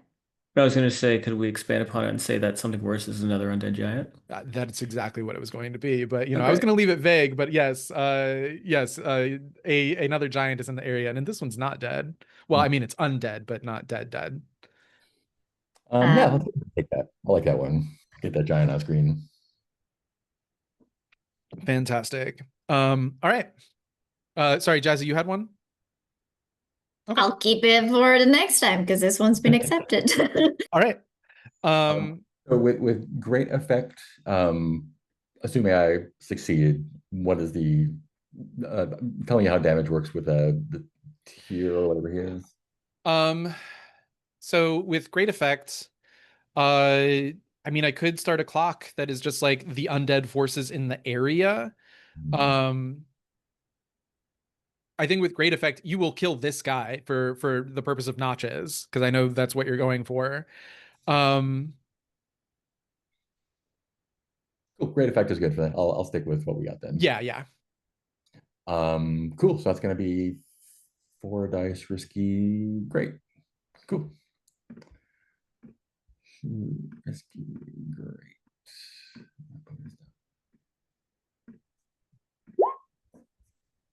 Success. Partial success. Partial There we success. go. You do it, but there are consequences. And the Devil's Bargain was already put in play. Let me see if I have anything like auto prepped just for um I have a bad idea if you need something. I'd love to hear it. Um, I do have an idea, but I'd love to hear what you have to say. they also had a scout on the roof that I did not see. They also had a scout on the roof that you didn't see. Someone that was to me that I did not catch. Yeah. I the only thing is like render doesn't particularly use, oh well, I mean I could put another Black Oak Knight. Yeah, let's do that. Let's have a fun little fucking sniper duel. Why not? I mean, like, someone who like while I'm sniping like is like coming up on me that Yeah, I'm gonna put you in a so mechanically I'm gonna put you in a worse situation. And I think what that looks like is, so first of all, you get your notches. Go ahead and mark your XP. And you go ahead and start out and tell me like, what this shot, if you want to narrate this at all, go for it. yeah, I mean I think it goes off the way I planned it. I whistle, he like whips around to see what it is and like I verify like his face is right in there. Um bullet goes through his face. I don't think we need to narrate that much more. How do the other 2 knights that were there react to that or they continue going? Um, they have all, I assume you were waiting till they left the room to take the shot. I was kind of hoping to like use the death of their comrade to pull them away from that Oh, battle. okay. Yeah, awesome. Not waiting for the lead, basically. No, I love that. So yeah, their leader gets brained, and the other two knights like stop and turn around and look up and point, and what you don't see is directly beneath you. The camera pans down, and we see this, 8.5 foot tall guy, this giant. And he's wearing, like I said, this ornate sort of armor, this sort of, it looks like a cummerbund, but with like a metal, like a brass metal plate kind of over the belly groin area. And he's got this like ornate armor going down his legs and all up his arms, and his helmet is this like old empire style brass helmet with like just spikes kind of like going along the middle crest, but his chest is left fully exposed. His whole upper torso, the central area is left open, and where his heart should be is a giant hole. These are the Heartless. They are Render's shock troops. Um, and he's got another pair of these, hook knives, and he turns and slashes at one of these supports, and you feel the ground give way underneath you.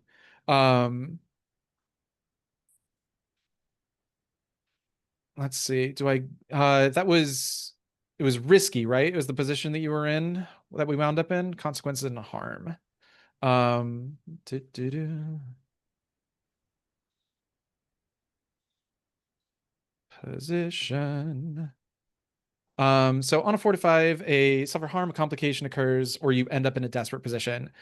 So I only get to do like one of those things then. And as a result, then you are now in a desperate position, as you do the tuck and roll thing, as the ground gives out beneath you, but you are staring at two Black Oak Knights on one side and a Heartless on the other. Um, let's just kind of go around and see what everybody else does from here. You've heard this gunshot. The melee has sort of begun. Oh, can I resist that consequence? Oh yeah, you can actually. I You don't think I'm can. going to. I was just thinking of, yeah, I love where I am. That's great. Okay. It would be a prowess resist if you wanted to resist, but if we're going forward, we're going forward. Let's do it. Fantastic. All right. Ritter, Adramir, rookies. What's everyone up to here? I mean, if we're fighting, we're fighting. Let's go. Going in.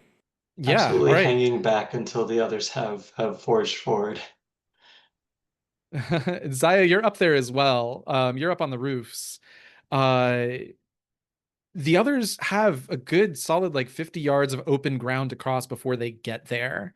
Gray Stalking Root is in a desperate position. Zaya, I think you're the closest one to be able to help, so let's zoom in on you. What do you do? Absolutely. I assume that my orders were to like stay up there and, cover or like help from that position. So I think that's Yeah. exactly what I'm gonna do. I think I will try to shoot one of the the black shot would be effective on the giant because the giant is an undead, right? Yes. Actually, no, I will narratively I want to leave the giant for Ritter. So I'll take one of the knights I will with tell you my that I will tell you you will not kill the giant in a single hit. I will start a clock. In fact, let's go ahead and do that. I'm just gonna start a clock for this sort of like this undead assault. Mhm. Um and it's gonna be an 8 clock. Uh and we are gonna call this Heartless and Friends. Um let you guys see this. Bring that down there. Undead Patrols is now going to be sort of now like if the undead find the whispers. So that can be a consequence as well. But yeah, so this will be, narratively at some point the Black Oak Knights might die, but the Heartless is probably going to be the last one standing. Mhm. Unless you go out of your way to make that not the case. So what do you want to do? Yeah, I wanna shoot them. Fantastic. Um, You did get yourself set up in a previous situation, so I think I'm going to give you increased effect here. Unless, do you think that would have been a better position? I mean, you were already in a controlled position, but now I think it is for you risky. mhm. Um, That's fair, sure. sure. So sounds like shoot, Hmm. risky. This would be standard, but your setup action from earlier gives you great effect.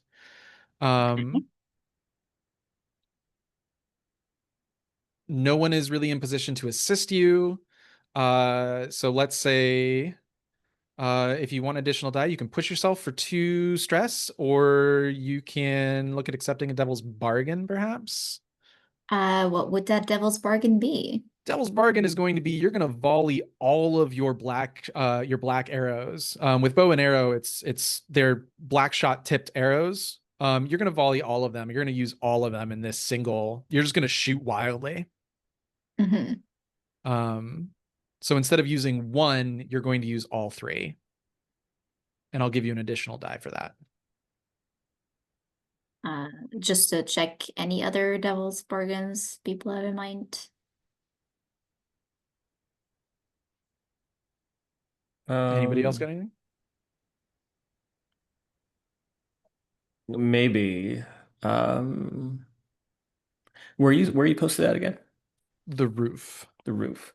Um, is there room for maybe a hound to join up there? I can put a hound in play. To have Zaya To sort of like get me like from behind while Yeah. yeah. Hmm. Sure. Yeah, I'll go with that. I think that makes sense. We're focusing on one fight and forgetting the other. all right. Fantastic. That gives me 1 bonus die. And Okay. I will Oh, there you go. It's happening. Wait, what was it? A 2 is the highest. Oh, okay. Fantastic. I'm just looking for a hound token really quickly. I know I've got one. Not you, not you, not you. Yeah, sure. On a 2, you were at, oh, what was it was risky.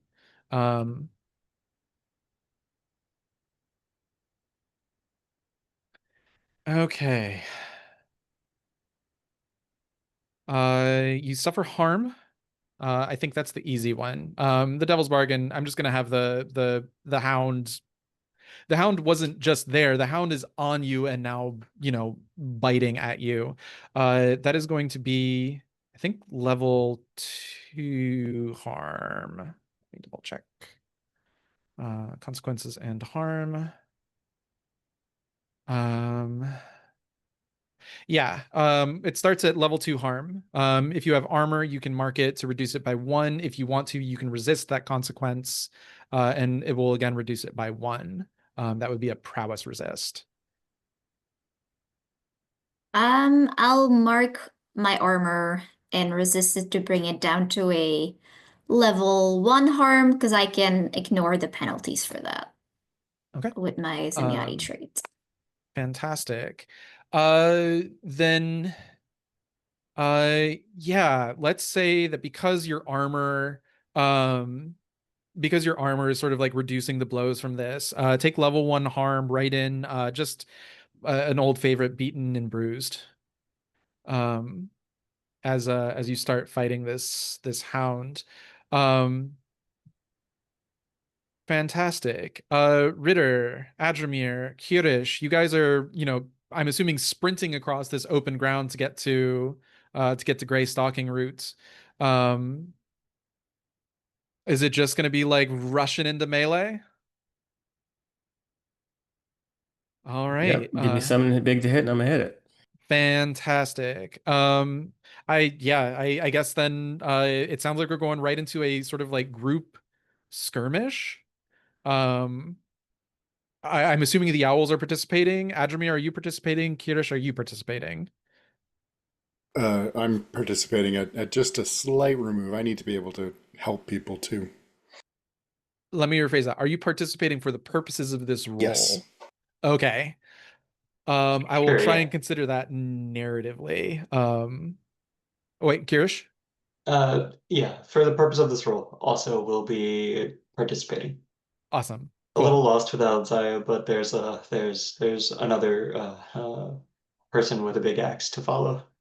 Yeah. Fantastic. So right now it is a Heartless and 2 Black Oak Knights versus the Owls, minus Saya, Ritter, and Adramir. It sounds like you outnumber them, so I'm going to give you a level of scale. I don't know. I never care to check the specific numbers of like what gives you an additional scale. I know it's like 6 to 11 is like scale 3, but you just have more. You have more guys than them. You can throw numbers at this problem.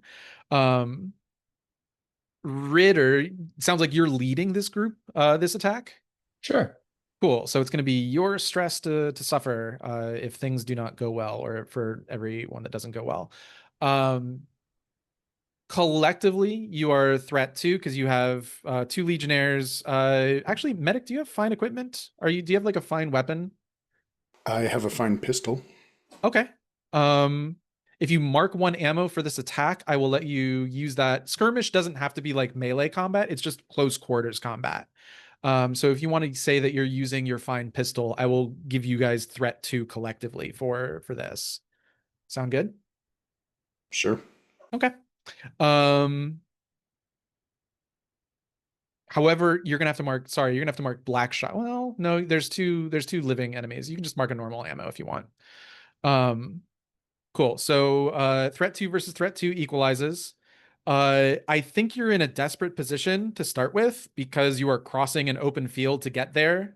Gray Stalking Route, you do not have like the advantage of time. You don't have the ability to set things up. So I'm going to put you in a desperate position. And I imagine this whole time Gray Stalking Root is like, doing the agile, like dodge fighter kind of thing. Does that sound about right? Who, me?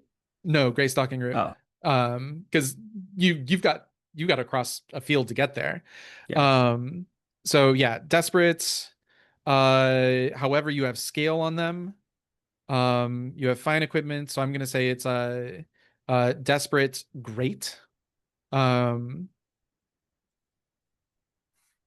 And I'm trying to think if there's anything else I need. Oh, you technically have a person in Overshot and in Overwatch. She's fighting a hound, so I think she's not in a position to give you that capability anymore. Um, so yeah, you don't get the benefit of that setup action. Kirish, uh sorry, does anyone want to accept any devil's bargains for this? Actually, I'm gonna just stick it to Ritter since you're the leading one. Otherwise, we would be here all day doing devil's bargains. Ritter, do you want to accept a devil's bargain, or If if someone has anybody one, I'll wants to push take it? it. Yeah, let's Yeah. go. The one that I wanted to give earlier was like these weird like tubes with chemicals that are like in the wall. What if they accidentally get hit and there's like an explosion making the whole building like structurally unsound, basically giving us like a hard time limit to get people out or they're just gonna be buried under I'll take it. debris. I'm into it. I'll take it. Cool, awesome. You get to add 1 die to your roll. And Zaya, yeah, you can roll for the remaining rookies. It is they get 1 die. But if you are participating, go for it. And then Jazzy, just give me a /R1d6. Am I rolling skirmish or? Yeah. Well, sorry. Do you have a better idea here? Because it sounds like skirmish to me.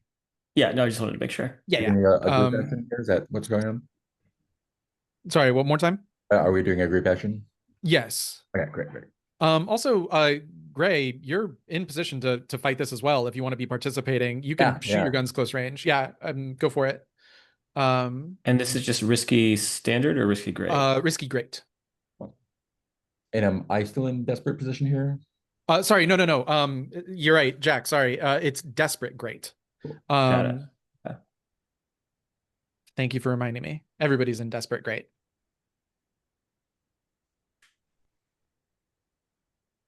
And it's just the 1 bonus die, right? For you, yes. Okay. And we're rolling skirmish, right?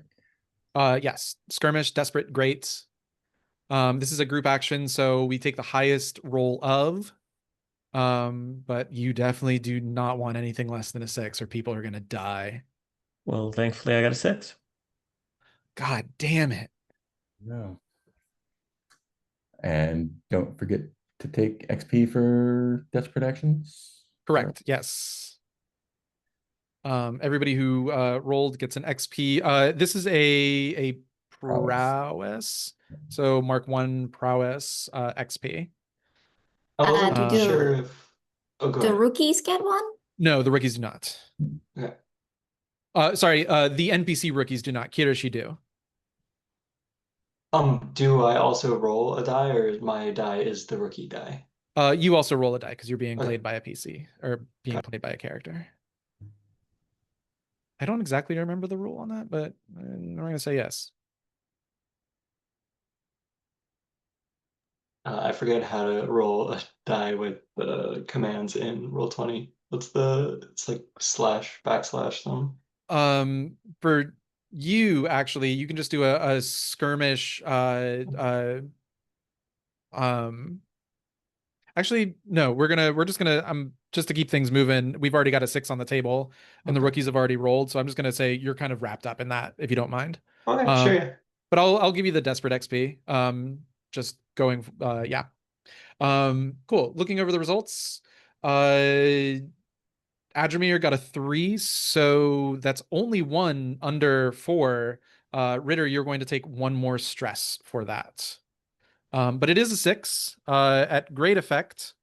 I am going to mark 3 ticks on the Heartless and Friends. There is also a hound attacking Saya.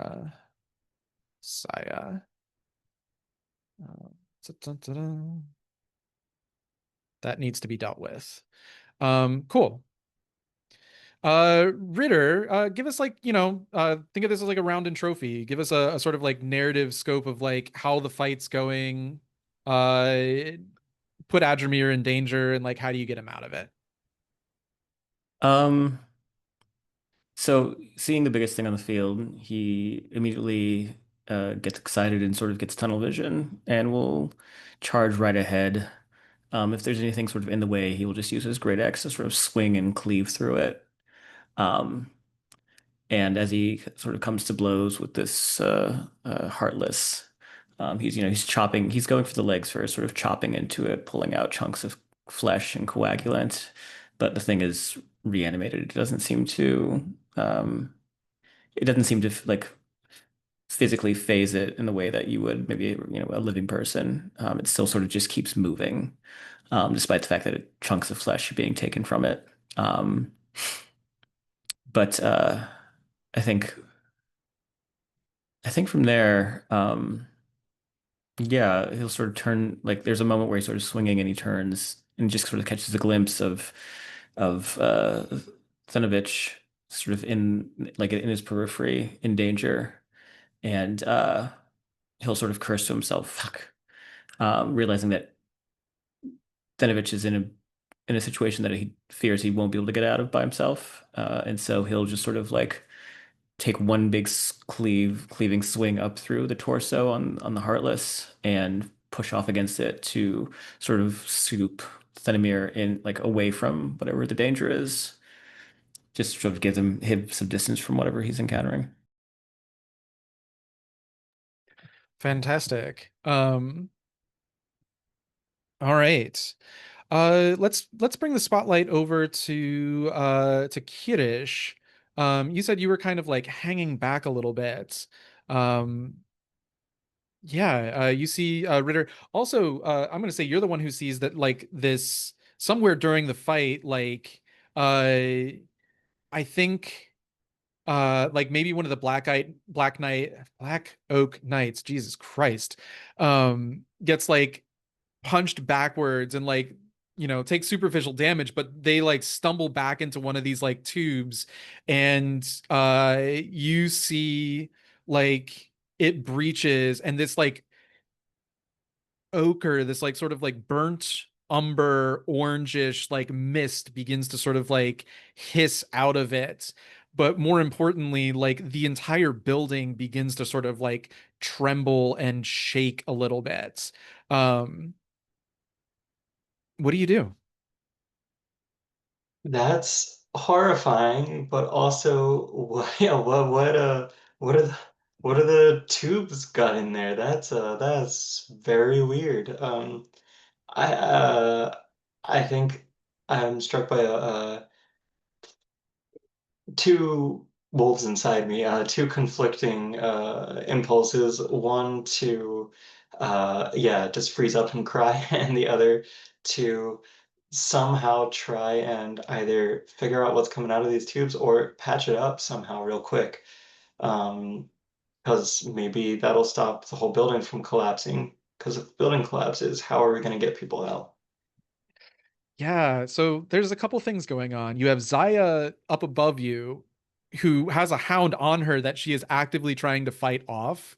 You have Ritter and Greystalking Root, Adramir, and the remainder of the owls who are tangled up in this melee fight. There's shots going off, uh, but it's a lot of like rah kind of deal going on. Um, Yeah, I think amid the chaos, weaving between the active combatants and trying to fix a pipe is probably on brand for what Kirish would be attempting to do. okay. Um, just then, cool. All right. I'm trying to think of like what success looks like here. I guess. Well, if there's no clock that the building's gonna collapse, I guess There there's is. the I just okay. added it. There you go. There's a collapse clock here now. It is 6 ticks long, but there's no ticks on it currently. But let's go ahead and have some fun with this. Let's say if you don't get this leak sealed, I'm going to mark 3 ticks on this clock. Actually, it just began, so I might mark 2 ticks on this clock. Well, no, I'm going to put you in a desperate position. You're going to try and do this in the Yeah. middle of a Yeah. melee. Yeah, it's a bad choice. I never said it was Okay, a good choice. okay, cool, But it's cool. what I'm doing. This sounds like rig. Directly, rig is like the sort of direct interface for like Mhm. building, mechanizing stuff. Yeah, that's fine. Do you have a better idea of what this might look like? I mean, rig 'Cause is okay. Yeah, yeah, ultimately you tell it's me, yeah. the skill that you want to use. I mean, But I could angle for one more die and say that it's somehow research because it's using information about where these pipes are going and what might patch it up. But that's, I don't know, rig is much more direct. yeah, I would say rig is more direct. If you were going to go with research, I might reduce your effect here. Yeah, Give you less effect. So we'll go with rig. rig is going to be the most direct interface thing. You're in a desperate position because you're trying to do this in the middle of a melee. Mhm. Um I think this is going to be standard effect. Um yeah, hmm. Is there any way to use these undefined supplies for I don't Absolutely. I know, think some kind of advantage? I was trying to look and see like there's a thing that tells you like uh what those are supposed to be. Oh, gear. Yeah, in the handouts it's like the fourth one down, gear.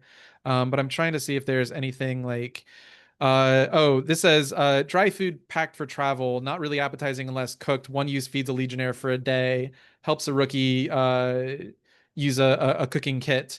But you know what? Rig is also the ability for like jerry rigging. So I'm gonna say maybe there's like gum, or something. Maybe there is something in there. So I will say you can use it's non-standard. So I'm gonna say if you use 2, Yeah. um actually, are we talking devil's bargains? Um,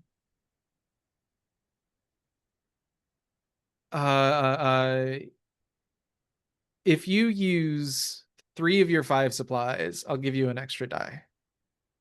Okay, yeah, I'll do it. Fantastic. Um, And so those three are used up no matter what, but that's okay. yeah. Uh, Okay, I probably shouldn't push because one trauma will kill me. yes. Took a devil's bargain. All right, I guess that's it. I'll All roll two right, dice. go for it. Jesus Christ. Oh my All right. God. All right. Tell us what you so I can't take anything on the clock then. You haven't I'm gonna say you haven't stopped it, but you have Yeah. prevented it from like getting worse for now. And what do you find in your supplies that like lets you gum up this like fully breached up and feel free to just narratively have the thing that you need. But yeah, what does it look Yeah. like patching up this thing? I think scrambling through, it's actually like some dry ass, like hardtack biscuit kind of situation and a little bit of water, which mushed together is like a real thick paste.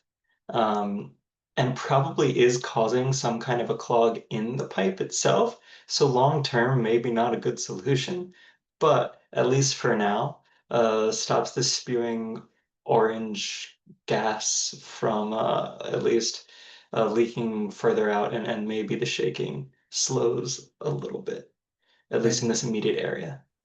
Fantastic. Don't forget your 1 XP for desperate action. Yeah. In whichever I think rig is insight. It's insight, yeah. Fantastic. Cool. We haven't focused on Adramir or Grey Stalking Root in a second, but I think Adramir, I think you could use some spotlight time. So you fired off a shot from your gun. as so far as you can tell, I'm going to go ahead and tell you right now, nobody needs healing at the moment.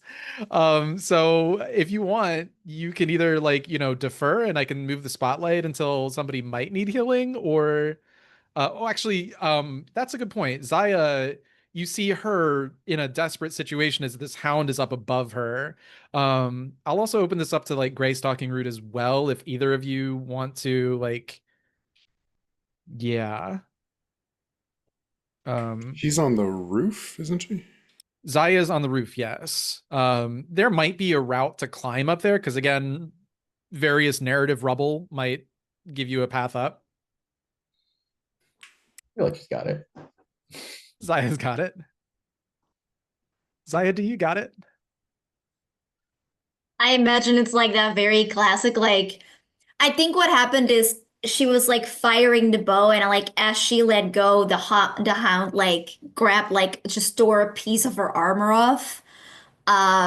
So, she's probably like by now like tried to turn around and is on the ground, like just her axe between the wood part of the axe between like teeth that are just like trying to snap at her neck to like fully tear it out. And I think they're in like a bit of a stalemate where it's just like she's holding it back for now, and it's that push and pull that's going on. Do you Yeah. want to take this into a skirmish action, Saya? Or Adramir, do you want to get involved somehow? Yeah, see if I can see that these rookies are under my command, I gotta go help. Okay. What do you think that looks like? Climbing up, most direct route, I think for me would be like climbing up the rubble and trying to like, get there. Yeah. And so I could see either like maneuver or skirmish. Maneuver would be like the camera focuses on you climbing up rubble. Shoot would be we hand wave that and you're trying to get into a good position to get a shot with your pistol. Skirmish would be kind of the same thing, but you could choose between like pistol or your melee weapon. What are your thoughts? I'll go maneuver. I think if Zaya's on her back, I don't have a good safe shot, so Okay. gonna have to climb up. And when you get there, are you going to like take a shot with, your pistol or Oh no, axe. axe? Awesome. Cool. So maneuver, uh by golly, I still think this is a you're avoiding the thick of the combat though, aren't you? Just trying to skirt it to get there as quick as I can. Cool. Then I think you're in a risky position, not necessarily a desperate one. Zaya's got it held back. It's a threat one versus threat one. So yeah, I'm gonna put you in risky standard. Um, yeah, maneuver, risky standard. No, it doesn't sound like anybody is in position to aid you.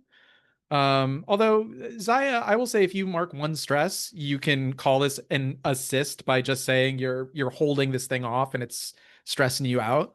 You're trying to you see Adramir climbing and you're Mhm. trying to give him enough time to get there. Yeah, that makes sense. I don't think that there's a lot else she can do, so that makes sense. Yeah. Sure. Mark off one stress. Adramir, you're taking maneuver plus one die. Risky standard. You can accept a devil's bargain or push yourself if you'd like. Can I exchange get desperate for great? Sure. You can do that. Yay. You guys are getting real confident with these sixes, and it's gonna all right, yeah. It'll be fine. A Um devil's bargain. I'd hear it. do I have any good devil's bargains? If anybody else does, feel free to chime in as well. But Adrian, let me look at your I sheet. I don't know if this is how undead work in this setting, but what if no matter what, Zaya does get bitten or like something like in the saliva like dripping in her mouth and she gets infected in some way? Like That would not be instant death, but maybe she brings Is that some like corruption? Is that corruption. Yeah, that would be yeah. corruption. Zaya, if you want to just take 2 points of corruption, I will let you. Here's the thing, corruption is incredibly hard to get rid of. Mm. there's no campaign action to get rid of it. I want to make that clear before you say yes. But one, you're a rookie. Two, you can take, I think, 3 like full tracks of corruption. Each full track gives you blight, and it's the 4th one that forces your character to retire. Yeah, if you want to take 2 points of corruption, I will give Adramir an additional die for a devil's bargain. I'm fine with that. You're fine with that, Adramir? Are you fine with that? You're supposed to accept it, but it's 2 players involved, so. If you want to go with that, it's your rookie. Yeah, I'm thinking about what other thing we could do.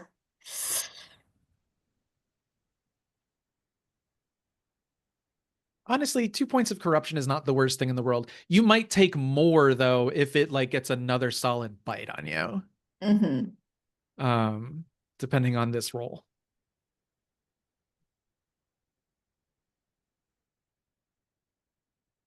Yeah, I'm thinking I'm of not how gonna- like to bring the Dar in the situation, but I'm not sure. Like I can't think of another one. Yeah. The Dar will get involved when this clock fills.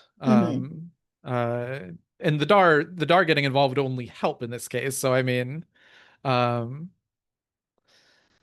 yeah. Another devil's bargain. I tick 2 points on the collapse clock. How about that? If you want a different one, just representing the amount of time this fight takes. Let's do that. Okay. Awesome. 2 ticks on the clock, and you get an additional die. Yes, that's 2 bonus. Yeah, 2. Let's do it. Awesome. Jeez, good God. All right. All right, witch dice. I see you guys are gonna have a gremlin run where you get 0 fucking 6s. I see it coming. I see it coming. But for now, you kill this hound. Yeah, and no corruption to Zaya. So, Adramir, yeah, what does it look like? Adramir is climbing up this rubble, just getting there as fast as he can, and we see as he kicks off one overhanging piece, it knocks like a keystone loose, and the roof shifts a little bit. But he leaps across a gap, and from the camera's perspective, I think we don't see anything at first, and then the hound's head just is no longer on his body and drops through the hole to the roof below, and Adramir is holding a hand out for Zaya. Amazing. Zaya, if you want to have a moment, now's the time. Yeah, I think she'll take it and give like a nod in gratitude and then immediately kind of look around like what else all is going on. We still have this fight. Let's do another round of combat. Ritter, do you want to lead another group skirmish? Sure, I think I can do that. All right. Now, Adramir is like is a safe position, right? Or do I need to like? Yeah. Okay. So yeah, to give grand overview of the battle, we have Zaya and Adramir on the roof. The dead hound just fell into the playing field, it sounds like. That means Zaya's back on her feet and can provide overwatch again. Adramir is up there with her. Kirish is off to the side, smacking hardtack onto a brass tube, and not participating in this fight at all. Oh no. If I see that? Do I see that? Yeah, I think you Not on do. my watch, honey. Uh, I'm gonna yank. If I can, I'd like to yank Kirish up by the collar and like throw him in the fray. Yeah, you're busy. You're kind of engaged with this Heartless, but I also like cinematic fights. So like maybe there's like a break in the combat. You know, you get a nice strong shove on him, and he Well, yeah, I mean, tumbles I into took some that break rubble. off to like try and get Cenovich out of his kerfuffle. So I mean, like maybe it's in that moment Yeah. after where it's like I'm getting ready to head back to the Heartless, and I see Kirish slacking, loafing. Yeah, Kirish not fighting. I don't think we need a roll here necessarily, unless we really feel we need one. There's And the I don't have rules to like for physically like pull him by the collar, but I can just like yell at like in his direction, get your ass in here, you know. yeah. Kirish, do you want to participate in this fight? If you don't, we have to start talking about what that means. I think I'm not bold enough to defy orders. Awesome. Yeah, I'm going in this fight Cool. trembling. Um, yeah. Do we want this? Do we need this to be a discipline? You know what? Yeah. You did just like add a point of discipline, didn't you, Ritter, with like your last Yeah. XP? Yeah.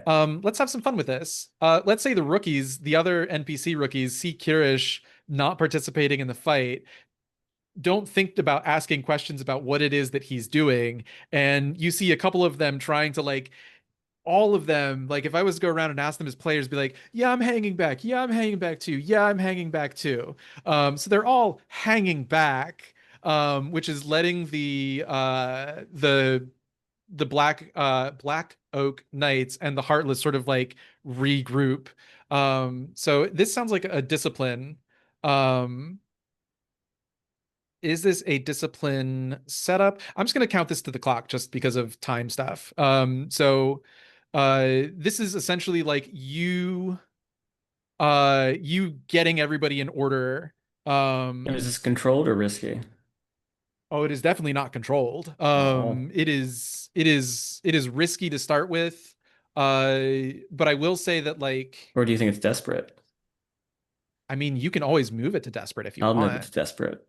Okay, well let me set the initial and then we'll talk about trading position for effect.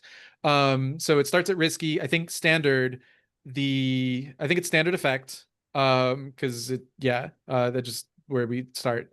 So by going to risky, it's gonna be great. Zaya's Overwatch for this fight is gonna give you an additional effect. So we're now in extreme effect. Um, let's call it desperate, extreme discipline. Uh, Dude, Adramir, you're in position if you want to provide assistance because you're the commanding officer. You just have to tell me how you're helping. Literally going to look down and yell at Kirish. Okay. Mark, if this is an assist, mark 1 stress, and Ritter, you get +1 dice on this roll. What is like moving it to desperate? Like, what is putting yourself in a worse position like come across like? Give me Well, I the think it's just extreme. the chaos of battle, right? It's Yeah, like I'm dealing with these children. I'm dealing with a giant that I've never fought a giant before, you know. yeah, It's kind of a big deal. I'm dealing with two Black Oak Knights. I'm dealing with Zaya up top coming down off this like almost yeah. being killed thing. And I'm also dealing with like the infrastructure of this building possibly collapsing. Absolutely. Yeah. It's a lot to deal with at once. Yeah. So, uh, sorry, let me make the stakes clear. If this collapse clock fills up, the DAR are going to be crushed, That's fine. by crumbling infrastructure. I just want to make that clear for everyone. Yeah. Because that might be a consequence on this roll. So, desperate, extreme, discipline. You're already at +1 because of an assist. You can push yourself for 2 stress, or you can accept a devil's bargain. If you push yourself for effect, doing some quick math, extreme is 4 ticks. So if you push yourself for effect, you can clear this clock if you get a 4 up on the roll, which means you will completely destroy the Heartless. Okay. You'll completely. Okay, cool. So that's going to be 2 dice, or sorry, 2 stress. Go ahead and mark that. You're at extreme +1.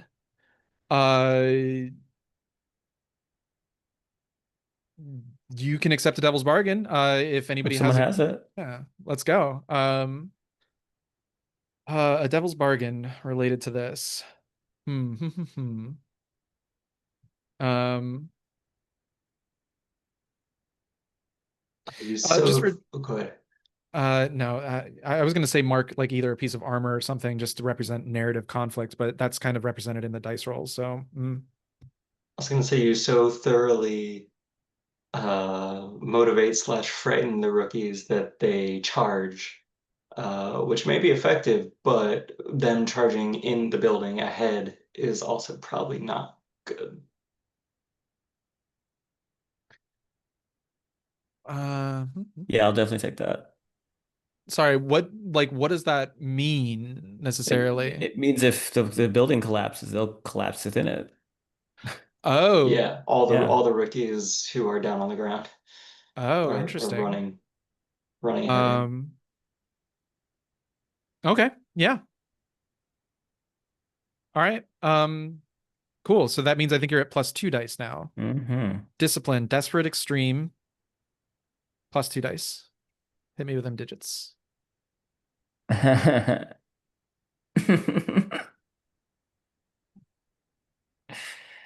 I will get the last laugh, I swear to you. Fantastic. That clears the clock. Full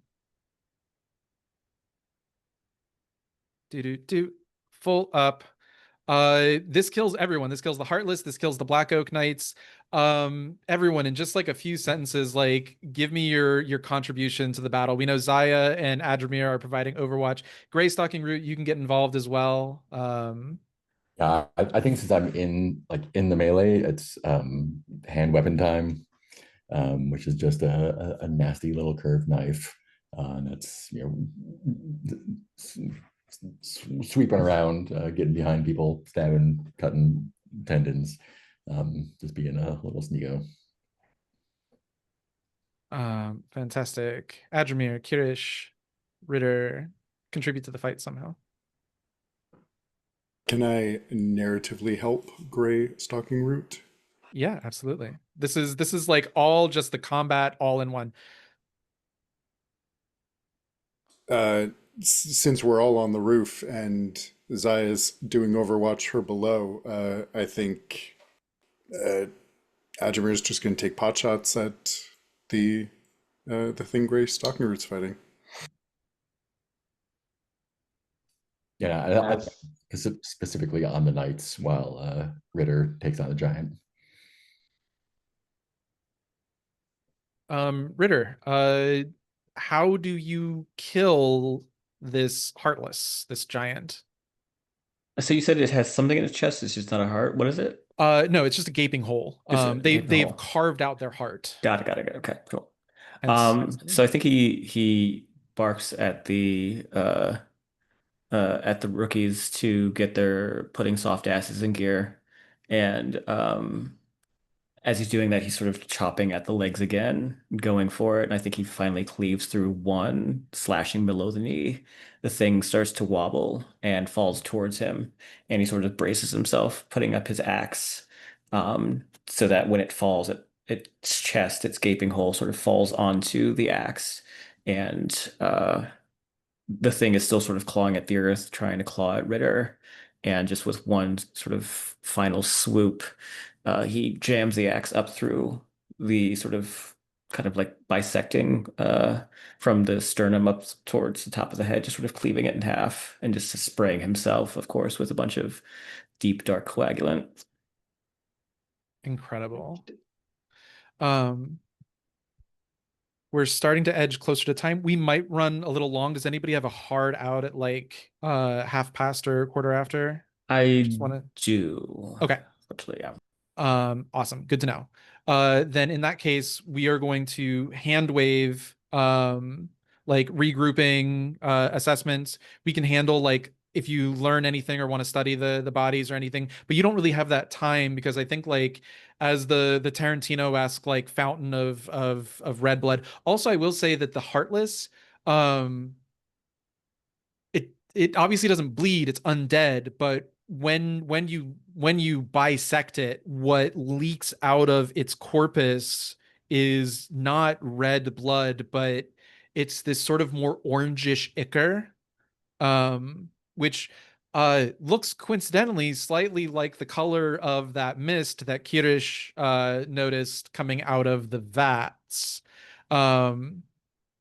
And so yeah, we are going to advance time. We like see you guys pass through this ruins and into like the sort of main foyer. There's a plinth. There's two plinths for statues.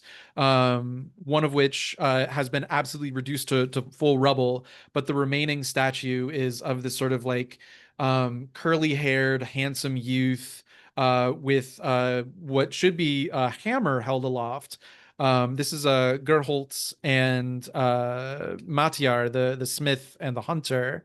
The statue for Gerholtz is the one that's been reduced to absolute rubble, but Matyar's statue is missing its hand, and there's a stone statue just kind of like punched through the stairs in the grand foyer. But somewhere in there, you also find. Actually, I think what happens is you enter this sort of like grand foyer where like the sounds of battle have been taking place, and there in the foyer you see these. They look like cicada people. The way that they are wearing these uh they're sort of like leather armor, and the way that they have their cloaks and their hoods pulled up, and each of them has on these either like goggles, or like one of them has like a Cyclops from X-Men style like glass glass covering over their eyes, but some of them look very like kind of like steampunky kind of goggles, but they all have their hoods up. They all have these like earthy brown hooded cloaks. Um and uh they too have been fighting a another Heartless, and they didn't all make it. But there are five of them. There were six, but you see that the Heartless has killed another one of them in the process of the fighting. That was probably the screaming you heard. And of the five of them, one of them is significantly wounded, and you can actually see them like leaned up against, or sitting up against the statue of Matyar the smith, um, just like basically bleeding, like holding his intestines in. Um, how do you diffuse the situation, uh, and make it clear that like you're not here to kill them?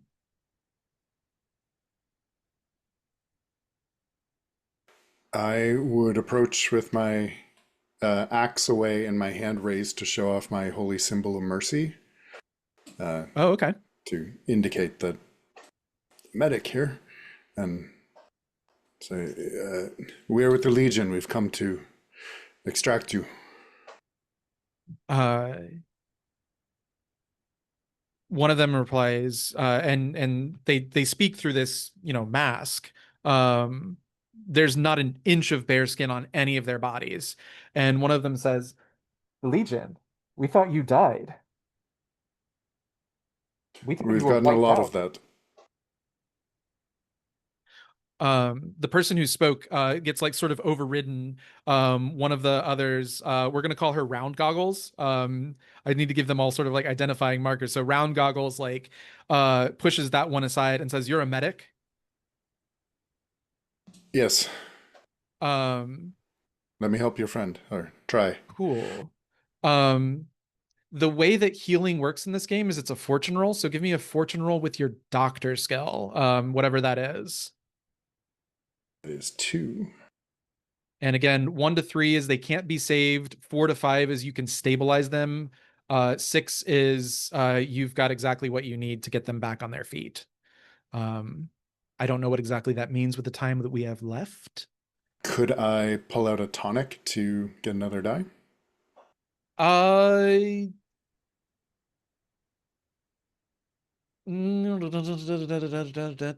It's okay, no.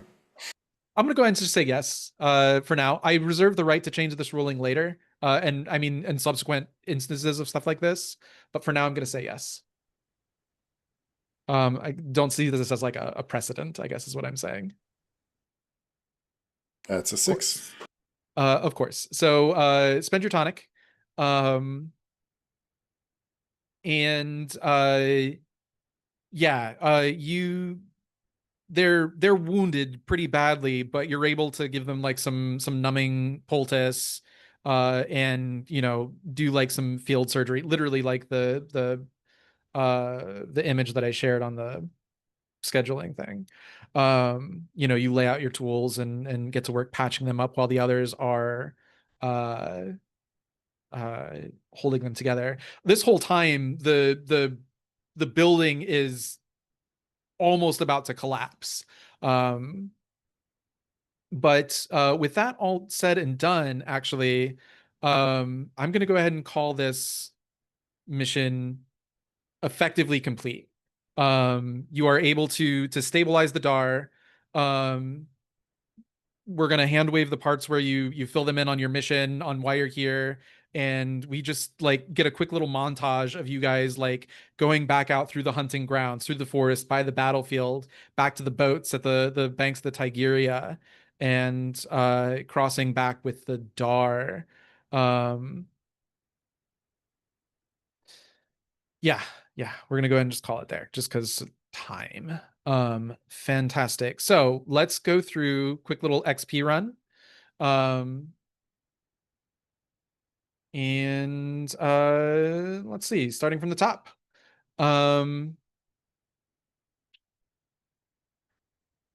Ritter, you're up first. Yes. You survived the mission. Pardon me. Did you help your squad through might or fortitude? I believe I did. Yeah, I would agree. Did you bring into play your heritage or trauma? I don't think so. Okay, that's fine.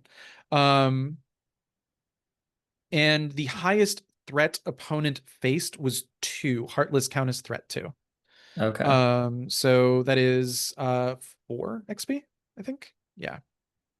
Yeah. Fantastic. Next up, Adramir. You survived the mission. Did you help your squad through medical knowledge, emotional comfort? You did right there at the end, certainly. Did you bring into play your heritage or trauma? I don't think so. Okay. And 2 XP for the highest threat opponent gives you 2, 4. You guys kept rolling. I feel kind of bad, but you guys kept rolling 6s, so like there wasn't a lot of opportunity for trauma. And some of your heritages are about ignoring wound penalties. Silver Surging Tide, Shimya were not here. Gray Stalking Roots. You survived the end of the mission. Did you help your squad through keen observation or key shots? Did, yeah. Absolutely. Did you bring into play your heritage or trauma? I mean, I took normal load. I don't know if the fast and quiet actually came into it. I'm willing to say that it did, just because climbing up to the top of climbing up to the top of the roof. Cool. Ultimately though, it's you who tells me. Do you feel like you earned that XP? Yeah. I think you talked me into it. Awesome. Cool. Take it. And 2 threat for the Heartless and the Black Oak Knights. So I think it gives you 5. Down to the rookies. Zaya. You survived the mission. Did you help your squad by staying out of the way or surviving despite the odds? I would say so, being able to hold off that hound long enough so Adramir could like safely get to me. Absolutely, I agree. Did you bring into play your heritage or trauma? Yes, I did. Absolutely. I was loyal and I was tough. Fantastic. And 2 threat for the Heartless. And 2 XP for that. Kirish. Survived. Survived. Stay out of the way or surviving despite the odds? I tried to stay out of the way until I was pulled into the way, so I would say sure. Yeah, absolutely. Did you bring into play your heritage or trauma? I don't think so. All right. And well, unless you consider using research, which is one of my traits is educated. So yes, if you benefit from the mechanical, if you benefited from the mechanical effect of your heritage, that counts. Then great. Sure, then yes. Fantastic. And 2 XP for the Heartless. So 5. Fantastic. Cool. Let's talk about the secondary mission. Actually, 5 minutes left. Jack, is that a half past hard out? I can save like a couple minutes, but like I can't do like another 15 or 20. Yeah, let's go ahead and do Stars and Wishes now, and then we'll talk about the secondary mission just so we can get you on your way, because the secondary mission is a single roll. Well, actually, let's do it the other way around. We'll do the secondary mission in Stars and Wishes. Yeah. Awesome. So secondary mission is another A word. Azure Storm. We said the other two specialists, the officer and the scout, we're heading on that one, along with the Grinning Ravens. Marshall, let's assemble that roll really quickly. Are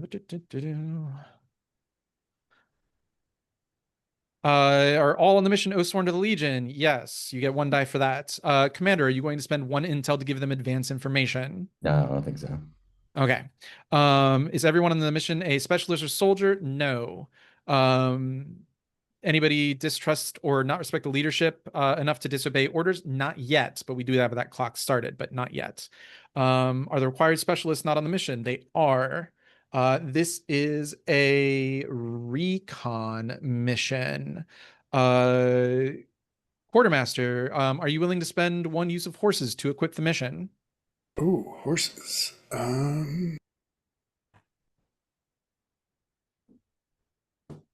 I can't get that to load. I just got a black screen. Oh. 1 second. Might be Roll20 just being silly. Okay, there we go. Yeah, we got enough horses. Yep. All right. Mark 1 expenditure of horses, and I believe that gives us a we don't care about heavy load. I don't think anybody would go in with heavy load for a recon mission, so you're not going to be penalized for that. Marshall, give me an engagement roll for the secondary mission with 2 dice, please. What do we got? Are 6. are you kidding me? Are you kidding me? Amazing. Oh my As a little treat, because it's been God. so hard on us. Ugh. Oh my God. This is bonkers. This is unreal. I'm gonna file a complaint. No, there will be a gremlin session where you get no 6s and I will not know how to fucking deal. But for now, Marshall or Lorekeeper, decide between yourselves if anybody wants to do like a quick little write-up of like what this looks like. Actually, no, I'll give you the little write-up because I'll tell you what you guys discover. Yeah, fantastic. So I will owe you that. You get all of the benefits. We'll talk about that in the next session when we come back to camp and get to do another campaign phase. But for now, let's move into Marshall. The 2 specialists who participated get 2 XP. Nobody died, so the officer unfortunately only gets 2 XP. And nobody took harm. So if you want it says here that we could choose to have 2 squad that's only on a 4 to 5. On a 4 to 5, you can choose to succeed. On a 6, I think you just succeed, right? It says you succeed at the mission. All specialists take level 1 harm, and you may choose to lose 2 squad members to promote a rookie to soldier. Oh, okay, yeah. I forgot about that option. Because we are gonna get 2 morale, which will now sort of be wasted, so we couldn't just kill 2 rookies and go like lose 2 morale and then immediately get it back and promote someone to soldier. So that actually seems like a good deal. Well, Marshall, that is on your sheet, so you ultimately get to make that call. You have the final say, but let's talk about it, guys. Sorry, and yes, you're correct. The specialists participating in my game, we had our scout was also our dedicated secondary bitch, and they had a special ability that reduces the harm that they take on secondary missions by 1, so they just never took harm. We do. But you guys do. Yes, each of you would take a level 1 harm. Officer take a level 1 harm, singed. And scout take level 1 harm, cut. Minor cuts and laceration, or yeah, lacerations. And sorry, I'm that's Marshall's job, but I assuming the players who played them previously can take care of that, as well as the 2 XP that you get. Marshall, tell me if I'm wrong there, or if you have any other ideas.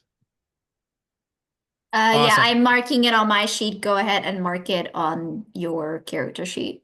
If you played them in the past, yeah. Yeah. Although Jazzy, you're also the scout, so you get to do double Yeah. duty there. That's okay. And are 2 squad members dying? Are they dying? I Yeah. think Marshall? so. Yeah. All Oh, right, man. Marshall. Which 2 squad members die and who gets promoted? This is the earliest soldier promotion I've ever seen in this game. I assume that it has to be from the Grinning Ravens. Yes. Yeah. Okay.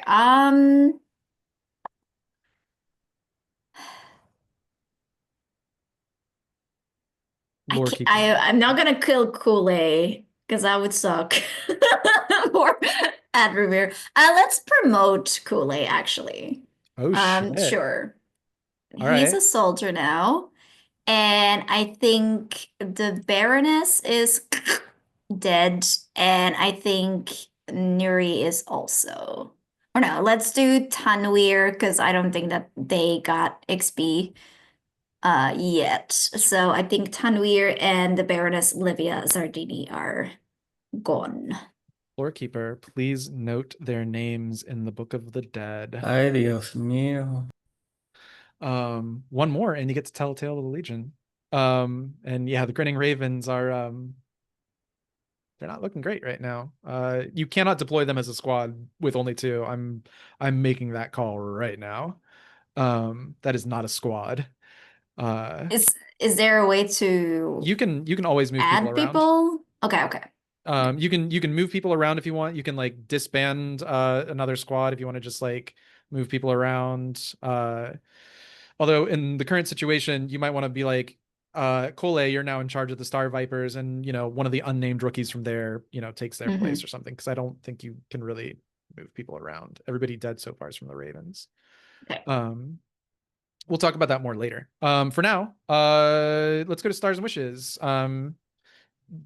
Jack, if you want to go first, just because you might need to dip, because we're yappers when it comes to Stars and Wishes, which I love. But I do love your yappings. But yeah, exciting things happened today. Namely the giant undead giant. I said giant twice. So that was fun. Also, started Jazzy for that clever use of killing to make some new soldiers. That was a good time. Very clever. Yeah, love Kirish just sort of hanging back, so I got a chance to yell at him. That was very fun. Uh, Ben Thenovich, I thought he was an interesting leader. I didn't know what to make of him at first because it was in such a like support role for the first mission, but I thought you handled business. And same to Gray, similar note rather to Gray on handling business. Just effective, efficient, know what you're doing, shooting things, and yeah. Also, the sort of using your meta knowledge for our benefit with the zombies. That was because I don't know what's going on. So thank you for that. And then yeah, Kevin, start of your patience. Because I know it was being tested with all of our raging successes. Yeah, good times. Thank you.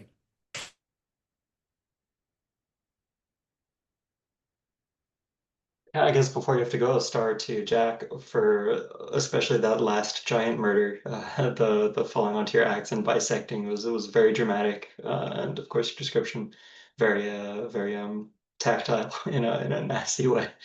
Very good. I think similarly, Greystalking Root's like discovery of the giants at the beginning of the mission, I think was great, like foreshadowing throughout. I think that was a big start. And similarly, seeing Adramir take leadership, I think was a really cool moment, especially at the very end, going in there and showing the Dar that we were friends. I really thought that um, the way Kevin is running with the system, but also the system itself, shined in the like division between specialists and rookies. I think I really felt, even though our stat blocks aren't so different or whatever, it really feels the way we're playing it. Like the specialists know what they're doing, and the rookies are just kind of there, like struggling to keep up. And I think that's really fun. So Star to getting to play rookies and to Kevin for running it in a way that really highlights that divide. Um, and to Jazzy for her extremely thorough. I feel like the Marshal did a lot. Um, and so this, I think, was a good session for seeing how the Marshal like really manages how everyone works, really, in a really important way. So that was great. Wishes. I hope we fail a little more next time, actually, because I think that would be dramatic. Yeah. I'll go star for the dice, wish for no failure. Let's just be rock stars. Like let's just fucking kick these undead back to wherever they're from. Uh, but for real, star. Well, actually, that was for real. But additionally, um, this is a belated star. The stinger from last session, Kevin. I made a note in my notes for today about it to remember because that was such a good stinger. But also your opening discussion of your priorities and the way that you planned on handling some things. I appreciated that upfront discussion, and that was a great thing that I'm going to steal. Mark, the imagery of Gray on the roof doing the like the V angle overwatch, and it all just like seemed like the camera would speed ramp there and there'd be lightning flashing in the back. It was just really, really good and very metal music video. And stealing the weapon to bring to Ritter, because you know Ritter would appreciate it. Good, good touch. Uh, Ben, I love Kirish. I love how you play it. The maybe he'll cry. Just the he's so cute. I love doing trying to fix the pipe in the middle of this fight and the kind of quiet indignation that you were being pulled away from it. It was really good, and I look forward to seeing more of Kirish. He deserves a promotion. The Jazzy, the effort that you made between sessions on the rookies, it's so cool. It's so great. And yeah, playing Zaya, getting that connection between Zaya and Kirish out the gate, and then putting the pressure on the both of you by separating you was fun. And Jack, yeah, Ritter is a joy to watch here. Your descriptions of the combat were great. I loved the use of the word coagulate. Didn't expect it. Good, visceral sounding word. Yeah, great session. Thank you, Kevin. It was a lot of fun, and we got our first mission, first real mission out. Good Yeah. stuff. Yeah. So much coagulant. So good. Yeah, ditto all around. I star for Ritter's like commitment to playing an effective dum dum. Really, really charming. I like what's this? I don't know. Yeah, the drive to fix the tanks slash tubes in the middle of the fight. Stellar, love that. Jazzy, yeah, just the amount of work you've signed up for is impressive. Applause for that. And yeah, Admir, Ben, just like being an effective leader as the medic was really cool to watch, and kind of like taking care of different situations as they came up that aren't necessarily like your niche role, but like really just like patching up everything that needed to happen in the group. It was really cool. And just like the group as a whole working effectively felt really good. Getting to see the contrast between the rookies and the specialists, but also like getting to know a couple of them better was really fun. And yeah, Kevin, I have not read the books. I was just like, are we fighting Frankensteins? But like the foreshadowing was really cool. I don't know if there are Frankensteins that we can fight, but I wish to see some at some point. So yeah, all around good time. Yeah. For Ben playing Kirish, yeah, it was really fun to see because I was like, oh, let's just have fun and like really make these characters and like give them more than just the stats and like a little bit. I don't know if I'm gonna keep that up, but for now I'm having a lot of fun. And it was really fun to like see you then play that character and I would be like, oh yeah, that's really like the vibe that I had in mind. Because I think sometimes being like specific makes it easier than if you just give them a name and like then it can really feel like, okay, what am I supposed to do with this? And I really liked when I was making them, I was like, I'm just gonna give them some pre-established relationships that people can, lean into that or not lean into that at all. So it was really fun to like see that immediately like get put into play. That was really fun. Yeah, I loved the moment of like, yeah, I see this fight going on, but that's not me. I'm gonna be over here fixing this thing because that's something I can actually do, which was very fun. That was a great moment. Yeah, I love for the other Ben. I love the medic. I love how you.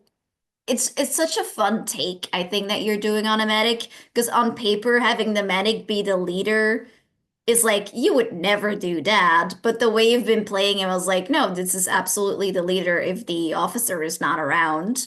And then I think you just absolutely did great, like having that, yeah, like dealing with those situations, keeping people in line. I just love the perpetual like I'm so done with all of this, but I will help you vibe that Adramir has to me. Where like when Zaya and Kirish snuck off, it's like, okay, great, you found a house. Fantastic. Get the fuck back in line. That was very funny to me. For Mark, yeah, Grace Talking Rude is just so fucking badass. Just absolutely just from start to finish only does badassery. Like just stalks off into the mist by himself to find a fucking giant and then like appears to give this information, gets on the roof, shoots a bunch of people. Just so cool. I just love that taciturn absolute badass sniper vibes that you're giving. And for Kevin, yeah, I think you did really well because I know sometimes as a GM, when only successes are rolled, it gets like really hard to push the story forward because you want to give obstacles to deal with, but you also want to honor those high rolls, which can sometimes be like, now what do I do?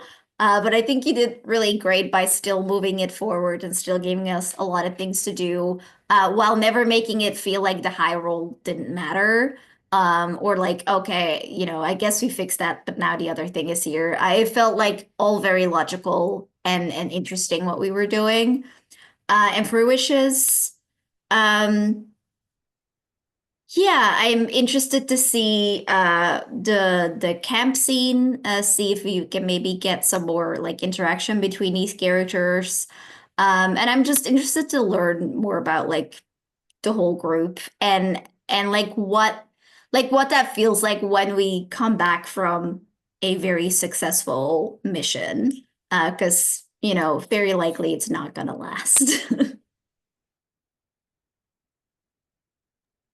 Absolutely. This mission could have gone very differently if roles had not been what they were. Um, while still, me trying to honor the fact that it's an assault mission and being like there needs to be some guns fired and some stuff happening. So actually, star to you guys, Jazzy in particular, that devil's bargain about hearing a scream actually drove a lot of basically the whole second half of this session. There's other ways to sort of focus things, but by using that and incorporating that, I keep referring to this thing called TV show logic, and I want to give a star to Ben M. for Kirish for sort of like demonstrating that like there's a big giant melee going on, but I'm going to do the thing that I want to that my character does the thing that they do, which if this was like an OSR game or if this was like a more simulationist game, it'd be like that would probably not be a great idea, but this is a TV show. And so focusing on those things and making it about like using your character and their skills to define like where the camera goes and what the camera focuses on and what we as players then focus on. I think that is the intent of this game, and in fact, many Forged in the Dark games. So yeah, uh, stars to you guys for that. Um, Definitely also want to give a star to Ben for being like thrust Ben B for being thrust into the position of leadership and just running with it. I agree. It again it kind of sounds maybe a little silly to be like the medic's going to be also the commanding officer, but it also kind of makes sense if you have somebody that's not going to be, uh in enemy in the direct line of enemy fire. They're also a good person to like point and order things, but it also gives a lot of dimension to the medic as well, or really any commanding officer. Hopefully, throughout the game, we'll have many different instances of specialists leading operations. And what does that mean? What does that look like? Does this person make an effective leader? And how do they lead?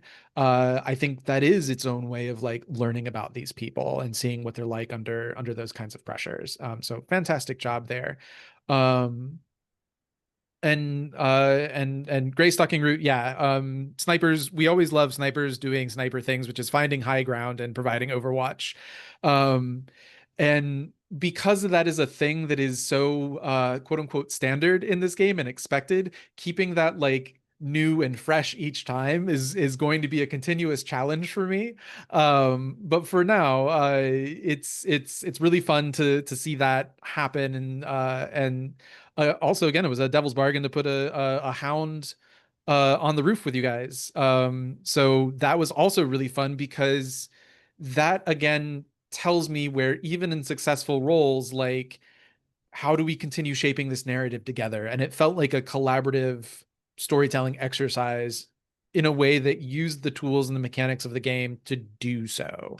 So no, all truly fantastic work from everyone. I have nothing but glowing reviews for all as I continue to find out, how to use clocks, how to, set up a mission structure.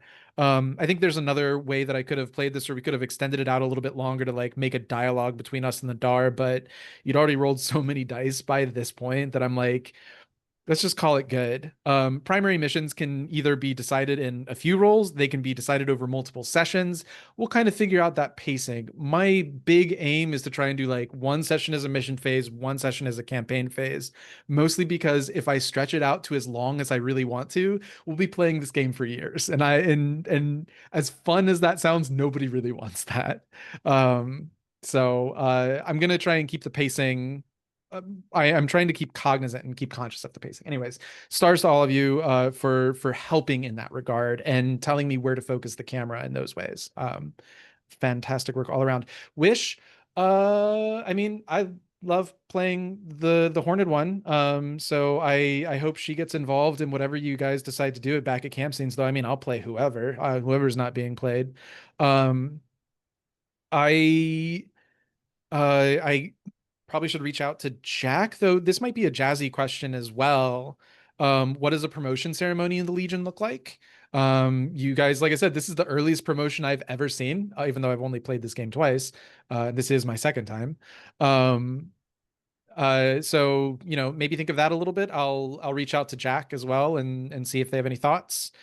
Um, I wish I definitely want to see the other broken get involved a little bit. Both of these missions have been very render focused. So getting Breaker involved would be really fun. Breaker was not in my game. So I'm going in completely blind with her. But yeah, I'm curious to see what kind of spotlight she'll be given. And I think that's all I've got. No, Breaker is I'll talk about it in the Discord server just to not keep this call any longer than it needs to be. Breaker is the other broken. She's on par with Render. The Arrow Hottie is Breaker, sorry. Oh my god, names. The Arrow Hottie is Render's one of his lieutenants, an archer by the name of Xenia the Sable Arrow, his chief scout. And you know, maybe a wish might be I'm curious if Xenia is going to get involved in some way, shape, or form, because she's scouting on the Legion for sure. Real quick, And real quick. Who is spiky haired blonde? What was their deal? honestly, I hate faceless enemies. They were technically just they were the commander of this operation. I think if they had not been killed when Greystalking, I didn't have to put a lot of thought into what would happen if they were still alive. But I might have put the Legion in a worse situation because they had that ability to organize. By killing them, I think that's why some of the effects that we were seeing were like great and extreme, because your opposing forces, you did what you set up to do. You set an ambush from controlled position and you threw them into disarray, and that's what allowed that combat to go as well as it needed to, as well as it did. Had he not died when he did, we would have probably seen him doing more commandy type shit. But also the Black Oak Knights might learn from this and change up their operating forces to make that less likely to happen. They're better. Yeah. So who knows? But yeah, the long and short of it was he was effectively Adramir's counterpart, the leader of this task force. And yeah, and you killed him. You killed him real good, real fast. Fantastic. All right. Anything else before I end the call? Any other stars, wishes, thoughts, dreams, scheme? Good time all around. All right. And then I will see you all next week for a campaign phase. Bye. Yeah.